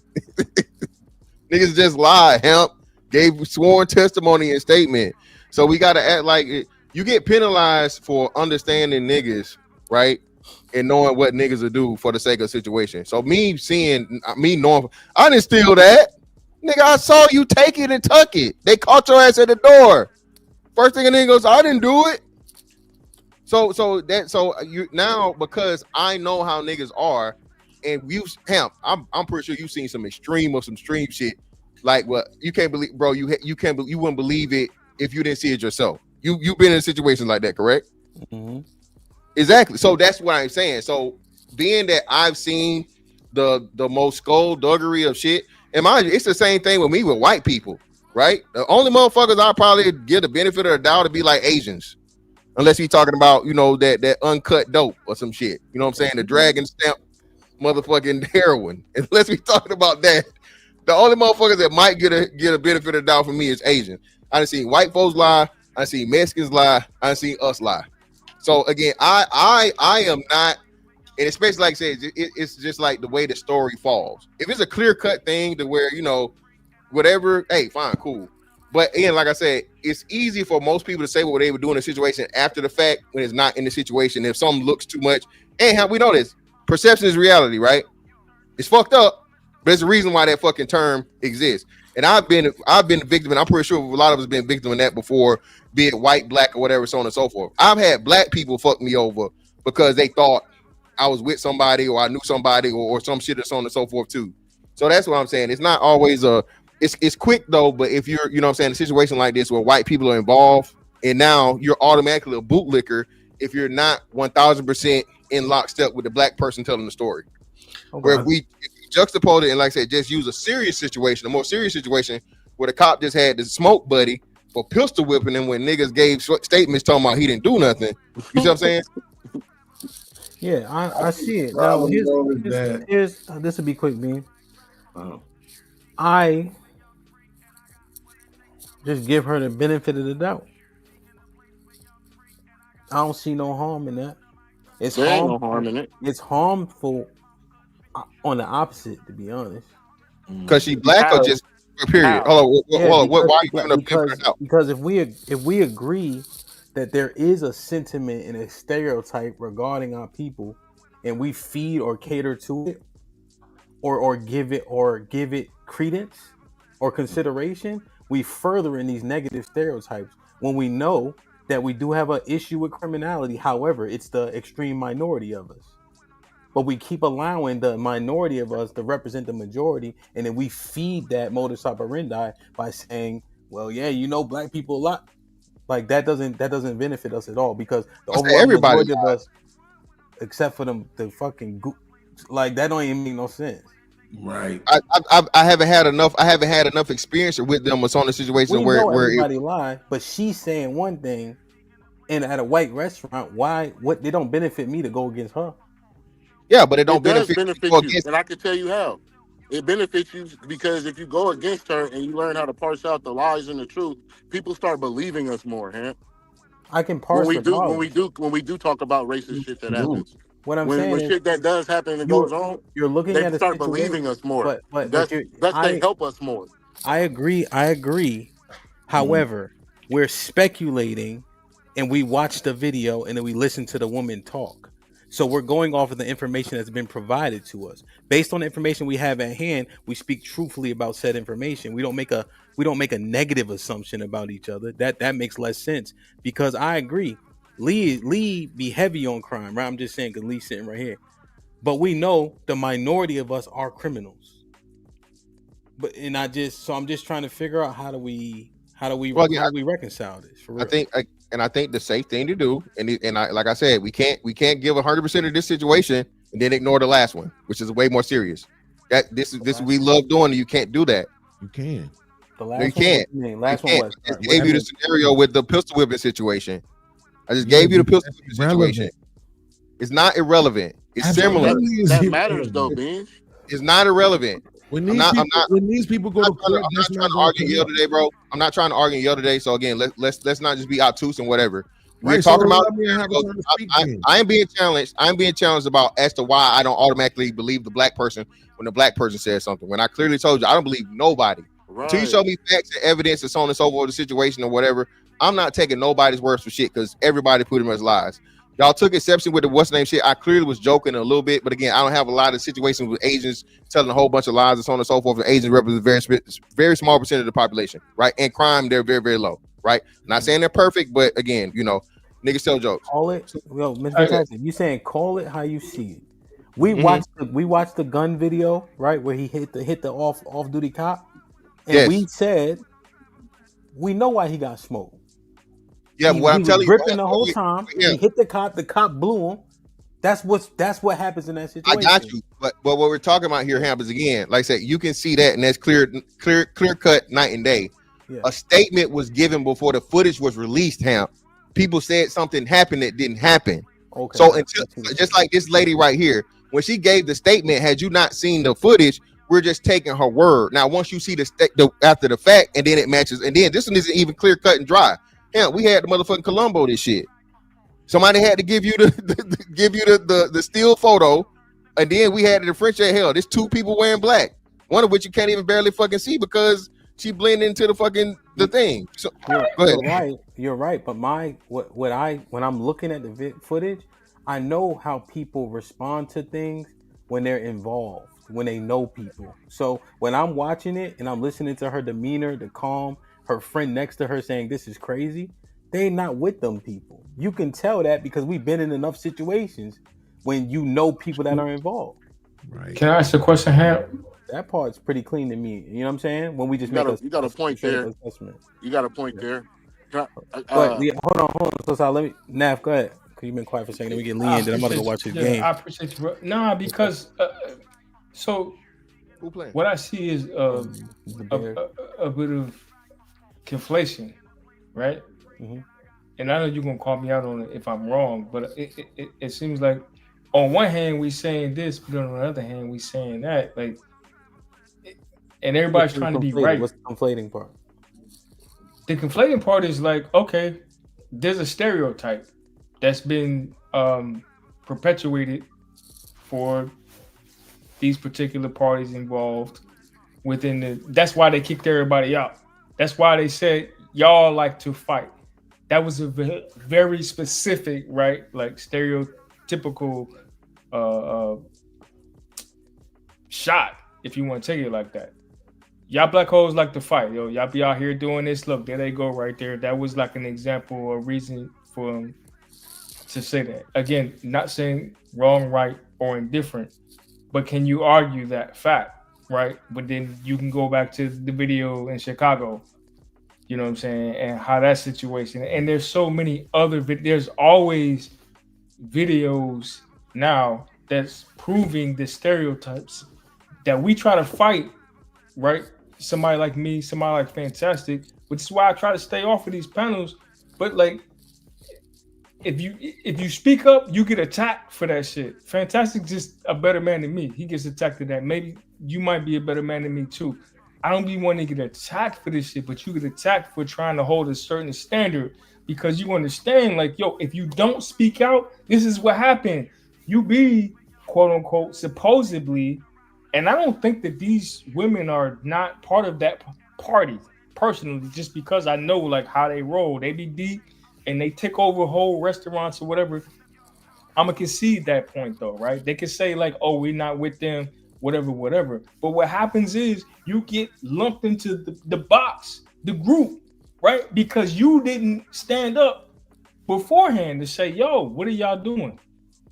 Why are y'all behaving this way? Right? And then we want to blame the restaurant owners for saying, yo, listen, we got to kick y'all out because y'all like to fight. What's all right? All right. So what's the conflation? I didn't make the point. Well, about conflating. So you're conflating saying, between like the victims and then like the, we're also fighting for the rights of. It to me, it doesn't make sense, right? You can't like celebrate and participate in this type of behavior, right? You're saying cognitive dissonance. And I was trying not to use that word because I know it's very popular, or whatever. But that's what it kind of comes down to. I guess. It's popular, but it's being used wrong. You're saying that either myself or people that are conveying thoughts are having two conflicting ideas and trying to present them both at the same time. Regularly. Yeah. Regularly. No. What's the cognitive dissonance thing though? What would be what ideas are conflicting? What was actually conflicting is what you just said. Okay. You had mentioned that they should have intervened before it escalated. I didn't say that. Okay. You were saying I wouldn't use that. It went too far and then they didn't do something about it before it got. Now, what I'm saying is like this type of behavior, like it's like acceptable. They recorded it. They could have addressed that situation without pulling out they pull up their phones. They contributed to the foolishness. You know what I'm saying? And that shit went viral. And then now they want to play victim. Like, oh, they kicked us out the restaurant. But you showed these people. You encouraged this shit. Somebody break it up. But let me make sure that I get my TikTok or my Instagram or whatever social media platform that I'm associated with, that I got this content, right? I got it recorded. I'm going to put it online. Y'all can come see the exclusive over here. But then want to be like, oh, they kicked us all out based off of what these other motherfuckers was doing that look like us, that have this reputation that we've supported, right? Because we watch this reality TV bullshit and then we want to react it in real life in this little restaurant in Chesapeake that nobody knows and gives a fuck about until now. And then we want to try to make a big deal of it. And now they talking about lawsuits. Because I be following the local shit too. Now they trying to hire. I hear what you're saying, bro. I just think that you're making a lot of assumptions. See, that's what I'm talking about. These are not assumptions. This is what it is. These motherfuckers, they're not going to get any money. There's not going to be a lawsuit. In Virginia, they can refuse service to anybody. You can come in there with a baggy tee and some jeans and they can say, yo, we don't serve you. We don't have to serve you. That's what it is. Y'all I'm saying you're making assumptions upon the point that the woman there is trying to get like, TikTok fame off of what the recording was and their mind state of when it happened and all that stuff. Those are a lot of assumptions. Yeah, so it turns out it's not that. It's what I'm saying. What I'm doing is, just give me a second. It's not assumption. This is why I stay away from this shit. I literally just be perceiving this stuff in real time. I'm not like on one side or the other, but what I see is like, okay, somebody will move this way when it's beneficial for them. They'll say, oh, look at us. We were sitting in this restaurant and these chicks were fighting and they got kicked out because they were fighting. They could be with that group. They could deny that group, whatever. But then when the restaurant owner says, hey, listen, we kicking all y'all out because we don't tolerate that because we've seen it before. I didn't even mention the fact, and y'all know, Hamp, come on, man. These joints be running out on bills and all types of other stuff. I just be looking at stuff from a bird's eye view. You know what'll happen? They'll call me a coon. Oh, you hate black women. You hate black people. You're doing this, you're doing that. Really, I'm just an observer. Right. I see these different perspectives and things that's going on. Yeah. So I'm able to come to, just wrapping it up, I'm wrapping it up. I come to a consensus of Nav, let me say this. Let me ask you a question, right? So are you saying that based on the stereotypes that these women seemingly fit, the owner, based on what he knows about the demographic of black women, he's justified in kicking them out based on stereotypical behaviors? I'm not saying he's justified. I'm not saying that. What are you saying specifically about them getting kicked out? Are you saying that he was justified? Or are you saying that they deserve to sue him? I'm not saying anybody deserves anything. You gotta say something. You gotta say something because you're like laying something out, right? But you gotta actually stand on something. I'm breaking up. Check. Yeah. No, No, you moving your mic when you talk. Huh? Oh, Don't move it. Yeah. Okay. You I got talking you. into the earpiece. Yeah, so essentially, Naf, There you you got to stand on something. We need to understand where you stand in this situation. So we saw it. You just looked at the stuff Mr. Fantastic and I just looked at. You heard the lady Yeah. talk, and you also agree that there are stereotypes that they would be privy to, or they would be related to based on being black women as well. So if you were the owner, what do you do in that situation? Do you kick them out because of proximity, or do you give them the benefit of the doubt? Oh, personally, because I'm a black man, these black women, and What they're matters? like, I'm gonna give them the benefit of the doubt. But I understand, like, that's not me. That's not everybody else. So what I'm saying is, it's not. The world doesn't owe you understanding, right? So for these women to be like, oh, y'all should do this because we're not with them. However, they represented y'all. Y'all didn't. They was like, yo, break that up. They ain't break that shit up. And then like, this is the reason I came up here, because Lauren was like, yo, why didn't they call the police? Hey, don't stop. I don't know her. My So bad. I don't. Yeah. So All go right, ahead. my bad. No. I was just saying, like, yo, Hey, Hamp. it's just, it's always like we're looking to put the blame on other people or make excuses for other people's behavior.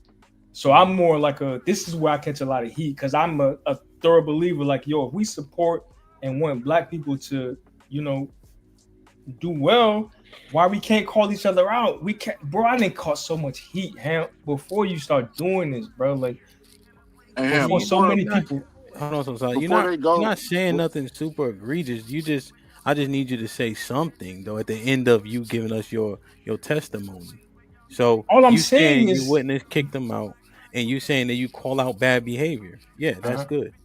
But what I'm saying is that is like met with a certain level of vitriol, and then all of a sudden now you're a misogynist and you hate black people, and then we can't hold each other accountable, is what I'm saying. You're right. I think what happens to people is they don't take the opportunities to be objective.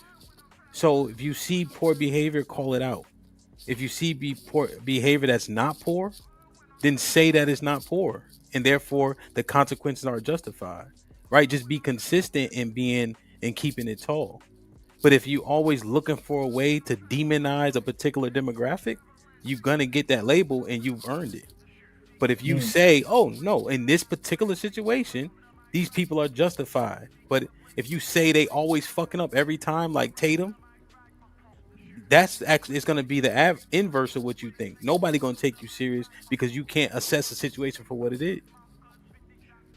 Hamp, I know you're trying to get Lee and them in. I just want to ask one question before I get up out of here. Go ahead. I just want to ask this question to you and Beans.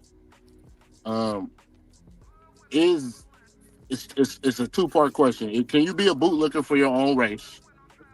And if you can, if your answer is yes, how far does pro-black reach into being a bootlicker for your own race? You can't be a bootlicker for your own race based on what I know to be the definition. If I'm defining it incorrectly, and you got to edify me. But bootlicking, from what I know it to be colloquially, is, men are, placating to another race. Okay. That's the definition. I could be wrong in the definition, but that's how I see the definition. I never saw bootlicking being solely for race.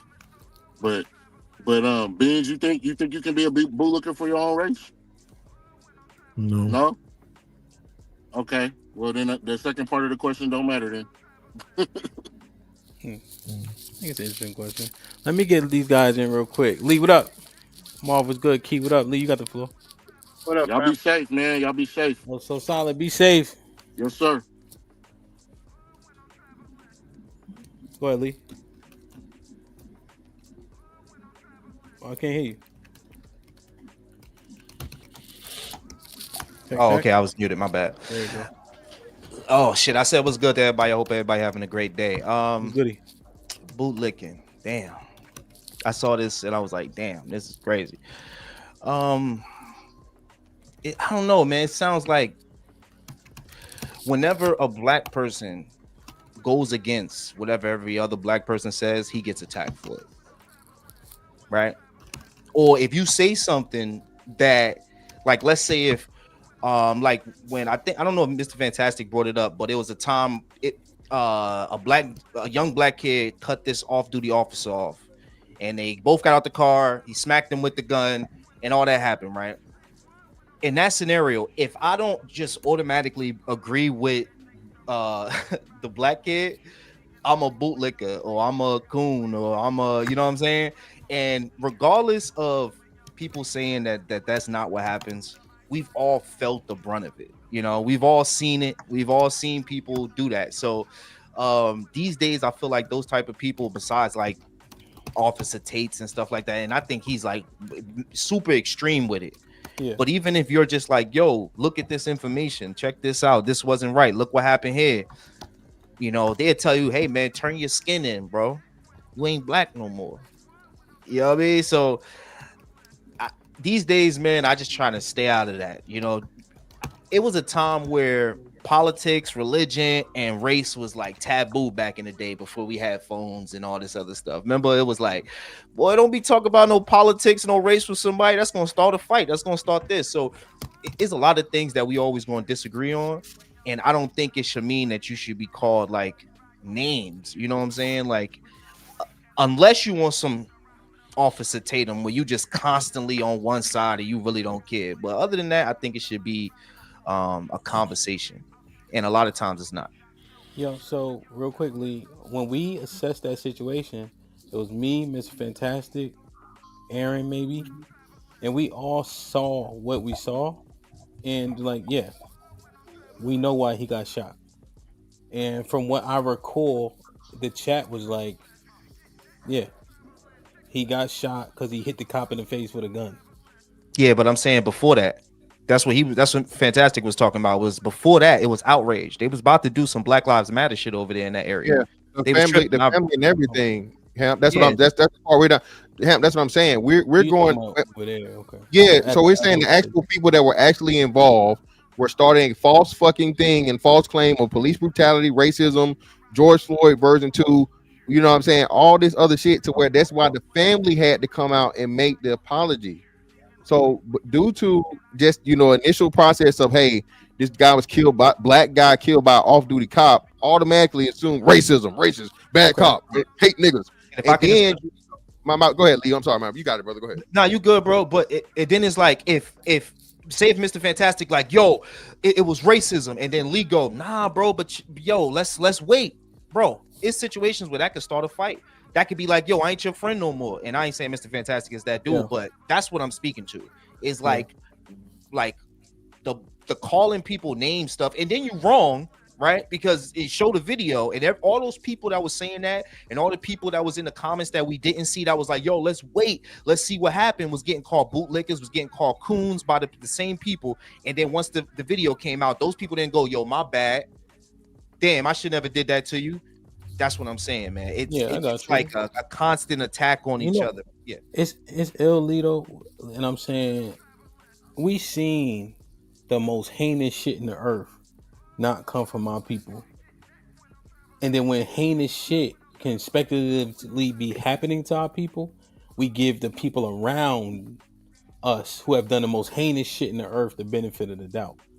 That's what always give me cause for pause. The most violence in the earth has not come from us. Okay. But the last 50 years or so, you know, we've been painted in a particular way. So now we got to take the brunt and be the face of everything violent. But if you look in the earth, it ain't us. But for some reason in these situations, we give the most violent people the benefit of the doubt. That's what throws me off about it. So are we the most spiritually inclined people or not? That's where I interject. Either we are those people. I'm not saying, again, it's right, wrong, or indifferent, but we can't play both sides, right? Like, all right, we're cursed. What's the correlation? Yeah, what I'm saying is, we talk about in this space, like how we're cursed, we're the chosen people, we're this, we're that. And then that comes with the level of forgiveness. It's this, that, and the other. But then you have people talking about like, yo, like we need to retaliate, we need to regroup, we need to be on some. So it's a contradiction that we don't really You would have address. to prove that. Okay, I mean, I'm not, I can't. Or you have to prove this forgiveness thing. What do you mean? Like but I don't understand what you're saying. What I'm saying is, how does that correlate to what me and Lee and I were talking about? Yeah, because it's like two sides of the same coin almost. Like on one hand, we want to be perceived as we're the chosen people, right? We go through certain struggles and endure and prove that, hey, I went through this. This made me stronger. But then on the same token, we want to be like, yo, we K-Play for, we want to see the suffering of other people because of what we've been through, and we like encourage that shit and be like, so it's like, wait a minute, are we a forgiving people? Are we the people that are chosen of the Most High? Yeah, he was talking about benefit of the doubt. Like he basically saying, like, why do people that have done the worst, the most atrocities on the world, why do they get the benefit of the doubt? And just us doing our atrocity, well, our mayhem in the last 50 years is now the face of violence, right? I would say to that is cameras and social media. Would you say it's been propagated, Lee? Would you say it's been propagated? I don't know what that word means. I'm not that smart. Like it's being pushed, like putting on the forefront so that we can become the face of a thing.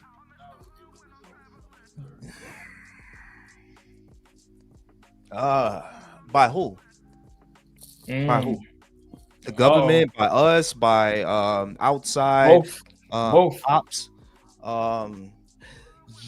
Well, push, no. I think it's being fed because there's a level of entertainment that humans appreciate in violence, and we're able to enact that at an entertaining. We are the at a lead high level. entertainers. Like, and when I say like this is why I try to separate, because if I ask all of us up here, do middle class and rich black people still, do they kill, do they do harm? Y'all gonna say no.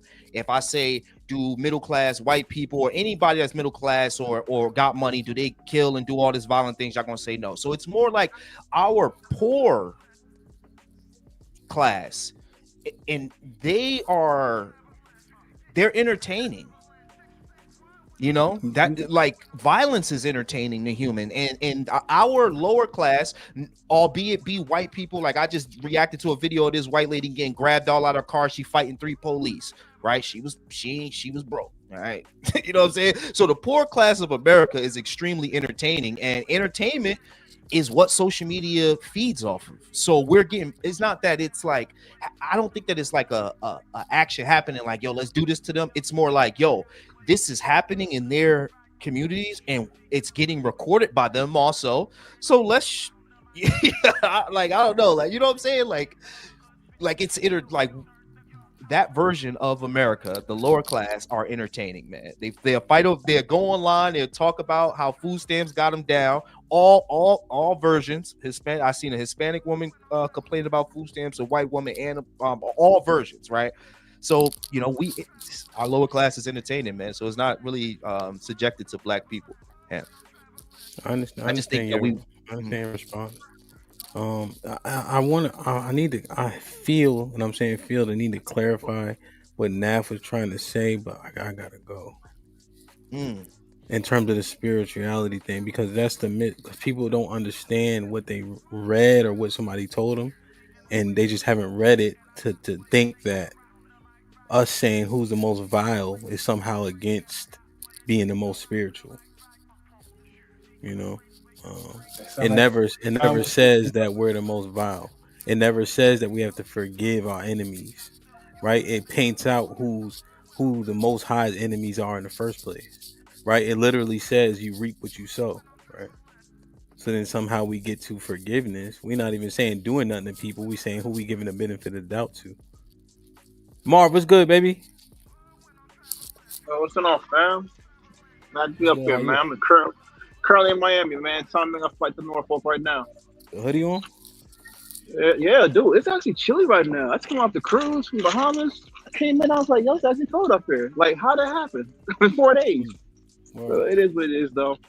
But, so I'm looking at the term bootlicker, like, in the context of race, you know, basically is to go against yourself. like, or go against something that you value. You know, you kind of like being a hypocrite to yourself. So when someone is, let's say, they have an issue with a certain behavior, okay, cool, stick to the behavior, but then you put in context race. But it's like, well, okay, hold on, whoa. Why are you talking about people like you now? Like, try to clarify why is that significance of your argument. It's one thing to highlight the action, but the thing they do is they highlight the people, a specific group, and that's what make you a bootlicker off rip. Because it's like, you're not speaking just to a behavior. No, you're speaking to a people. And you yourself don't realize you're defining your people based on those actions. Although you will say out your mouth, oh yeah, all people act like this, then why are you specifically talking about our people to other people then? And if it was the other way around, right? If you was talking about your community, then you talk to your community about your own people. You know what I'm saying? You don't go to look for validation points for those who share your values outside your own group, because that's what they really do. They look at other groups who have some of the same values they have, and it says, you know what, we can cross-pollinate with that. You know, we should do things like how they do it, X, Y, and Z, and blah, blah, blah, blah. But then you still keep highlighting Black people specifically. Yeah, you're being a bootlicker at that point. That's just off rip.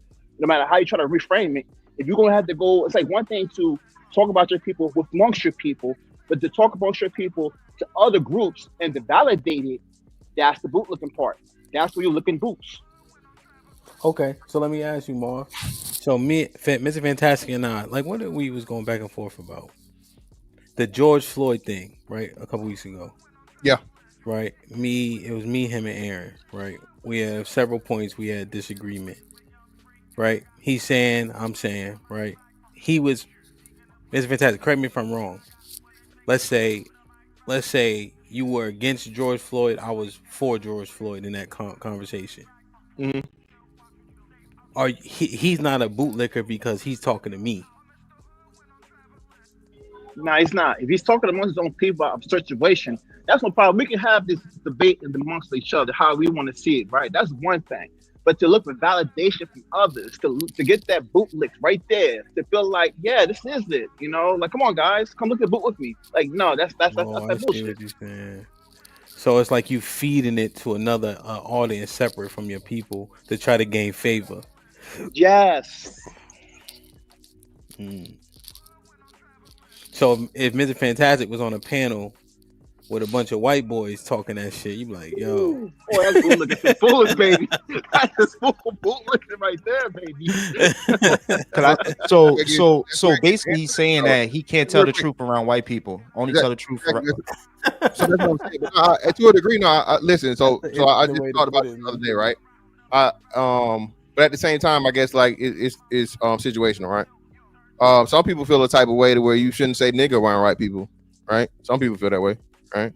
So I mean, or what are we changing our speech because we're in the presence of different people, or what? I mean, to me, I don't see this situation to where I give white people any more respect than I give Black people. So if I can't express my thought process, I'm not going to change my thought process. And now again, I'm not going to be performative. I think there's levels to where you have an Officer Tatum. Well, yeah, that nigga deserved to die. Yeah, I've never said that, and I never would say that. You feel what I'm saying? I think when you get to that level, that is what it is. But like Lee was saying, shout out to him, as a Black person, you're in this box to where you're extremely limited to being to think freely, to be to express yourself freely, because either way you lose. Now, Marv, I that's a really good premise in a lot of reverence or whatever you can give to a person. But what I'm telling you is, me and Hamp, cool. We disagree all the time. We do this to show and shit, so on and so forth. And it is what it is, right? But most niggas, nigga, you a coon, nigga. That's the first thing that'll come out of their mouth, because they can't even comprehend or understand me disagreeing with, some shit that the majority of niggas agree with. Okay, the majority of niggas agreed that Black Lives Matter was a good thing, and then try to defend it after the fact and say, oh well, it was no, nigga. You were there for fucking the organization. You were cool with them burning down the country, but now they find out they were fucking frauds. Well, it's not about the corporation. It's the meaning of the word. No, don't come to me with that bullshit. So that's the problem, Marv, where we get to the point as to where, as a Black person, if you're not in lockstep, you're a bootlicker, a coon, a sellout, step and fetch Uncle Tom, all the negative nigga shit. All right, let's go with that. All right, so I want to talk to that point too. So let's say Hamp, right? And I know Hamp has a lot of different points. They love his people, right? He has a lot of different points for Black people, right? And that's his thing that he does, and I respect that, right? I take a lot of things that Hamp says into consideration, and I don't push back. The main word is I don't push. I recognize where he's at, and I acknowledge it at best. Now, he can take that however he wants to take it, but as long as I'm not pushing against him, he can't say that, oh, would you not with us or against us? Now, some people already like that. That you got it, they want to be validated for feelings. So what you do is say, I understand what you're saying, and you keep moving. Now, the thing is, you start probing, asking questions, they're going to take that like, yo, why are you attacking me for? Like, listen to what I'm telling you. Like, listen to what they're saying. Because most people, they speak from what they feel in that moment, and they want to be validated. And sometimes you just got to walk with them while they speak and say, okay, I hear you. I understand what you're saying. And you keep going with it. You don't have to necessarily be on board with what they're feeling. You know what I'm saying? But that's where a lot of it comes in that. It's like, how do you feel about this? Hey, can I make this? Yeah. Go ahead. No. So, yeah, Hamp definitely, he's separate from that. And before you get to him, you got to get to some of us, right? So I like what you said and thinking about it, because I think this way too, right? From a logical perspective, like, okay, if I think this way or I have this objective opinion, that's kind of how I perceive you, right? You're coming in, you already have your mind made up. Is that fair to say? Based off the space and the conversation or whatever, like, so it's going to be sometimes, yeah, and that's fair, right? From a defensive perspective, Hamp's not like that. He's more like I want to hear what everybody has to say. He's going to challenge you on what you have to say, right? He's going to ask a question that makes you rethink what you just said. Okay, right? And now it's like, okay, we can have a genuine conversation. So I think what we need to do more of in this space is if for brothers, I expect this too. Like, we be fighting each other. There's no women in this space. And again, Hamp, I know I'm bringing this up, but I was just like listening to other junk, and it was like, yo, Shorty was like, yo, the manosphere adjacent, blah, blah, blah. This is what the space was about, where brothers can have conversations. We can agree and disagree. Everybody know Beans is going to goddamn set all this shit off in a minute. He's been waiting patiently, you know what I'm saying? But he's not always wrong. He's not always right? But he still presents a different perspective that everybody may not have. You know what I'm saying? But to your point, it's like, all right, you're focused on Mr. Fantastic, right? And then I might like be listening and say something, and I can be focused on what Lee's talking about. But like the reality is, when you're listening to the conversation from a holistic view, meaning like, okay, you can understand, well, what's the bigger objective? This is why I always take my hat off to Hamp, because that's a gift, bro. He's able to listen to all of us. We can ramble and go on our tangents, but he can listen to each one of our different perspectives and how we try to contribute to the conversation and bring it back to, okay, what is the point of, or how can we move this conversation forward? And I think if more of us can do that, you know what I'm saying, it would be more beneficial to everybody. Is that a fair statement? Or no, it is. That was my fault for using Hamp as an example. I just used it because he's here. That's how I said you. I just use him because he's here, and I know I'm familiar with him. You know what I'm saying? So, but no, that's not checked at all. You're right. He's definitely a person. I was trying to shift it a little bit. I just. But you good though. I appreciate you though, man. Yeah, man, good shit, fellas. I know he ready to go. That's why. Yeah, the kids just came in. We in Charlotte, so they was out. Now they just came back in. Key, what up though? And then we skedaddle. What's going on, Hamp? What's going on, Good, how you? Good, man. Blessed. Yeah, I was just hopping on, man. Just really just listening and hearing, you know, people talk. Just a little bit weird too. The people that, you know, I wouldn't say like people that be bootlickers. People are a little bit where it's bad for the black community is that they speak to the masses of the white people, like where, you know, they really speak to them. They're not speaking to the black people and honestly, I don't think a lot of times they're, you know, we can say Officer Tatum because I mean I know you don't name names, but there are other people in the you know that's in there that just speaks just not to the black people. They speak to the masses of the white people, and they, you know, don't come with a degree of saying like Fantastic, I would say Fantastic. He speaks. He know he's a nigga. He says all the time. He is who I am. He's one of them or us. What you would say. Them others always would separate themselves. Would almost would talk to them in the third party.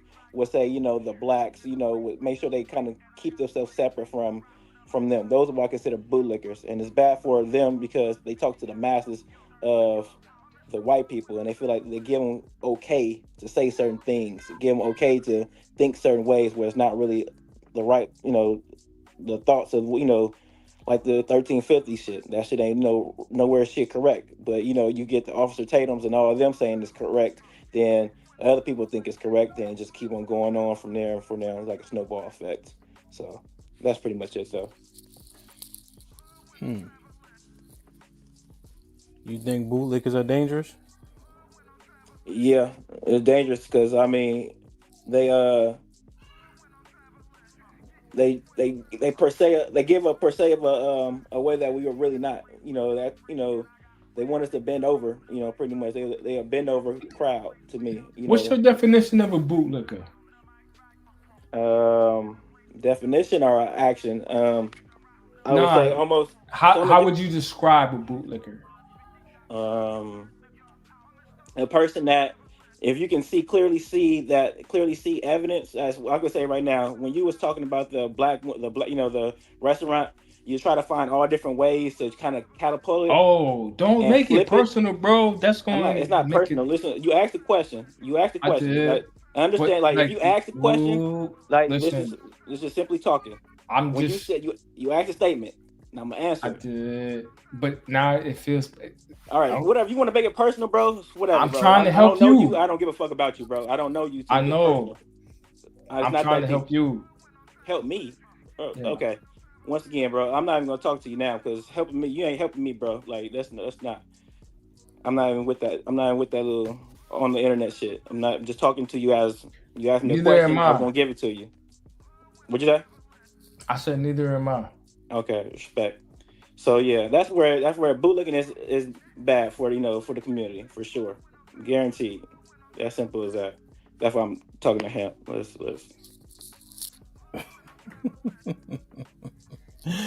Like, share, subscribe, tell a friend, hit that like button right now if you can. That helps the channel the most. And same because leave it to 2000. Amazing, Hamp and Fantastic and chat. What up? Thomas Forward says, how is 13% of the population associated or representative of the most heinous crimes? Yeah, that was kind of mine. Trip with the says, can you play that video about moonshine again? Yo, make sure everybody go watch Soldier Story, please, man. Victim Olympic salute, been a member for 15 months. Said bootlickers can't go against Mr. Chalk. Fat Boy salute for the goal, and Fat Boy been a member for 21 months. Said, come on, Beans, you letting this go too far. Nathaniel with the 20 ball says, if being in the military makes you not pro-black because of what the military might do, then all taxpayers are not pro-black since tax funds the oppressive actions against blacks. Stop funding oppression and pay no taxes. Yo, that's interesting, man. I think that's a shit like that. Higher understanding of pro and against and all that. I think that was a good offering for sure. Aaron with the 2000s, are voters bootlickers? That's kind of what Nathaniel was building on a little bit, right? Essentially. Interesting, man. I was trying to understand. I'm out of here now. Yeah, baby. I gotta go, man. But it's an interesting conversation, man. Maybe we'll expound on it when we do the HQ on Monday or something like that. So, hey, man. 3 hours and 40 minutes. We did good today. All of y'all, be safe, man. Don't do nothing I wouldn't do. Marv, be safe on that plane. You know what I'm saying? So. Appreciate you, man. Yeah, Hey, Ms. Val, shoot me an email, Ms. Val, at thismightberisky@gmail, because we like 10 minutes from the airport. Am I allowed in the Discord, man? Y'all know the niggas kicked me out of there last time, man. I'm just... You got kicked out? No, yeah, you allowed in there. No, I didn't really get kicked out. I just rolled. Like, me and Granny chopped it up for a little bit, and I was like, all right, I'm gonna bounce. Like, yeah, bro, come through. I'm gonna go in there for a little bit. I just gotta get the kids and shit. Yeah, no doubt. Right. Finish watching this game. But yeah, fellas, great conversation. I appreciate y'all hitting the link. Beans, I love you. Naf, I love you. Marv, you be safe, man. I love you. Key, I love you. Be safe, man. Y'all don't do nothing I wouldn't do, man. I hope y'all ain't eat no turkey yesterday, but I ain't gonna ask because I don't want to know. You heard? Vegetarian, big dog. You already know. Come on, man. I love y'all. I appreciate y'all. Be safe and do the right thing, man. Like, share, subscribe. Tell a friend to tell a friend. And we out.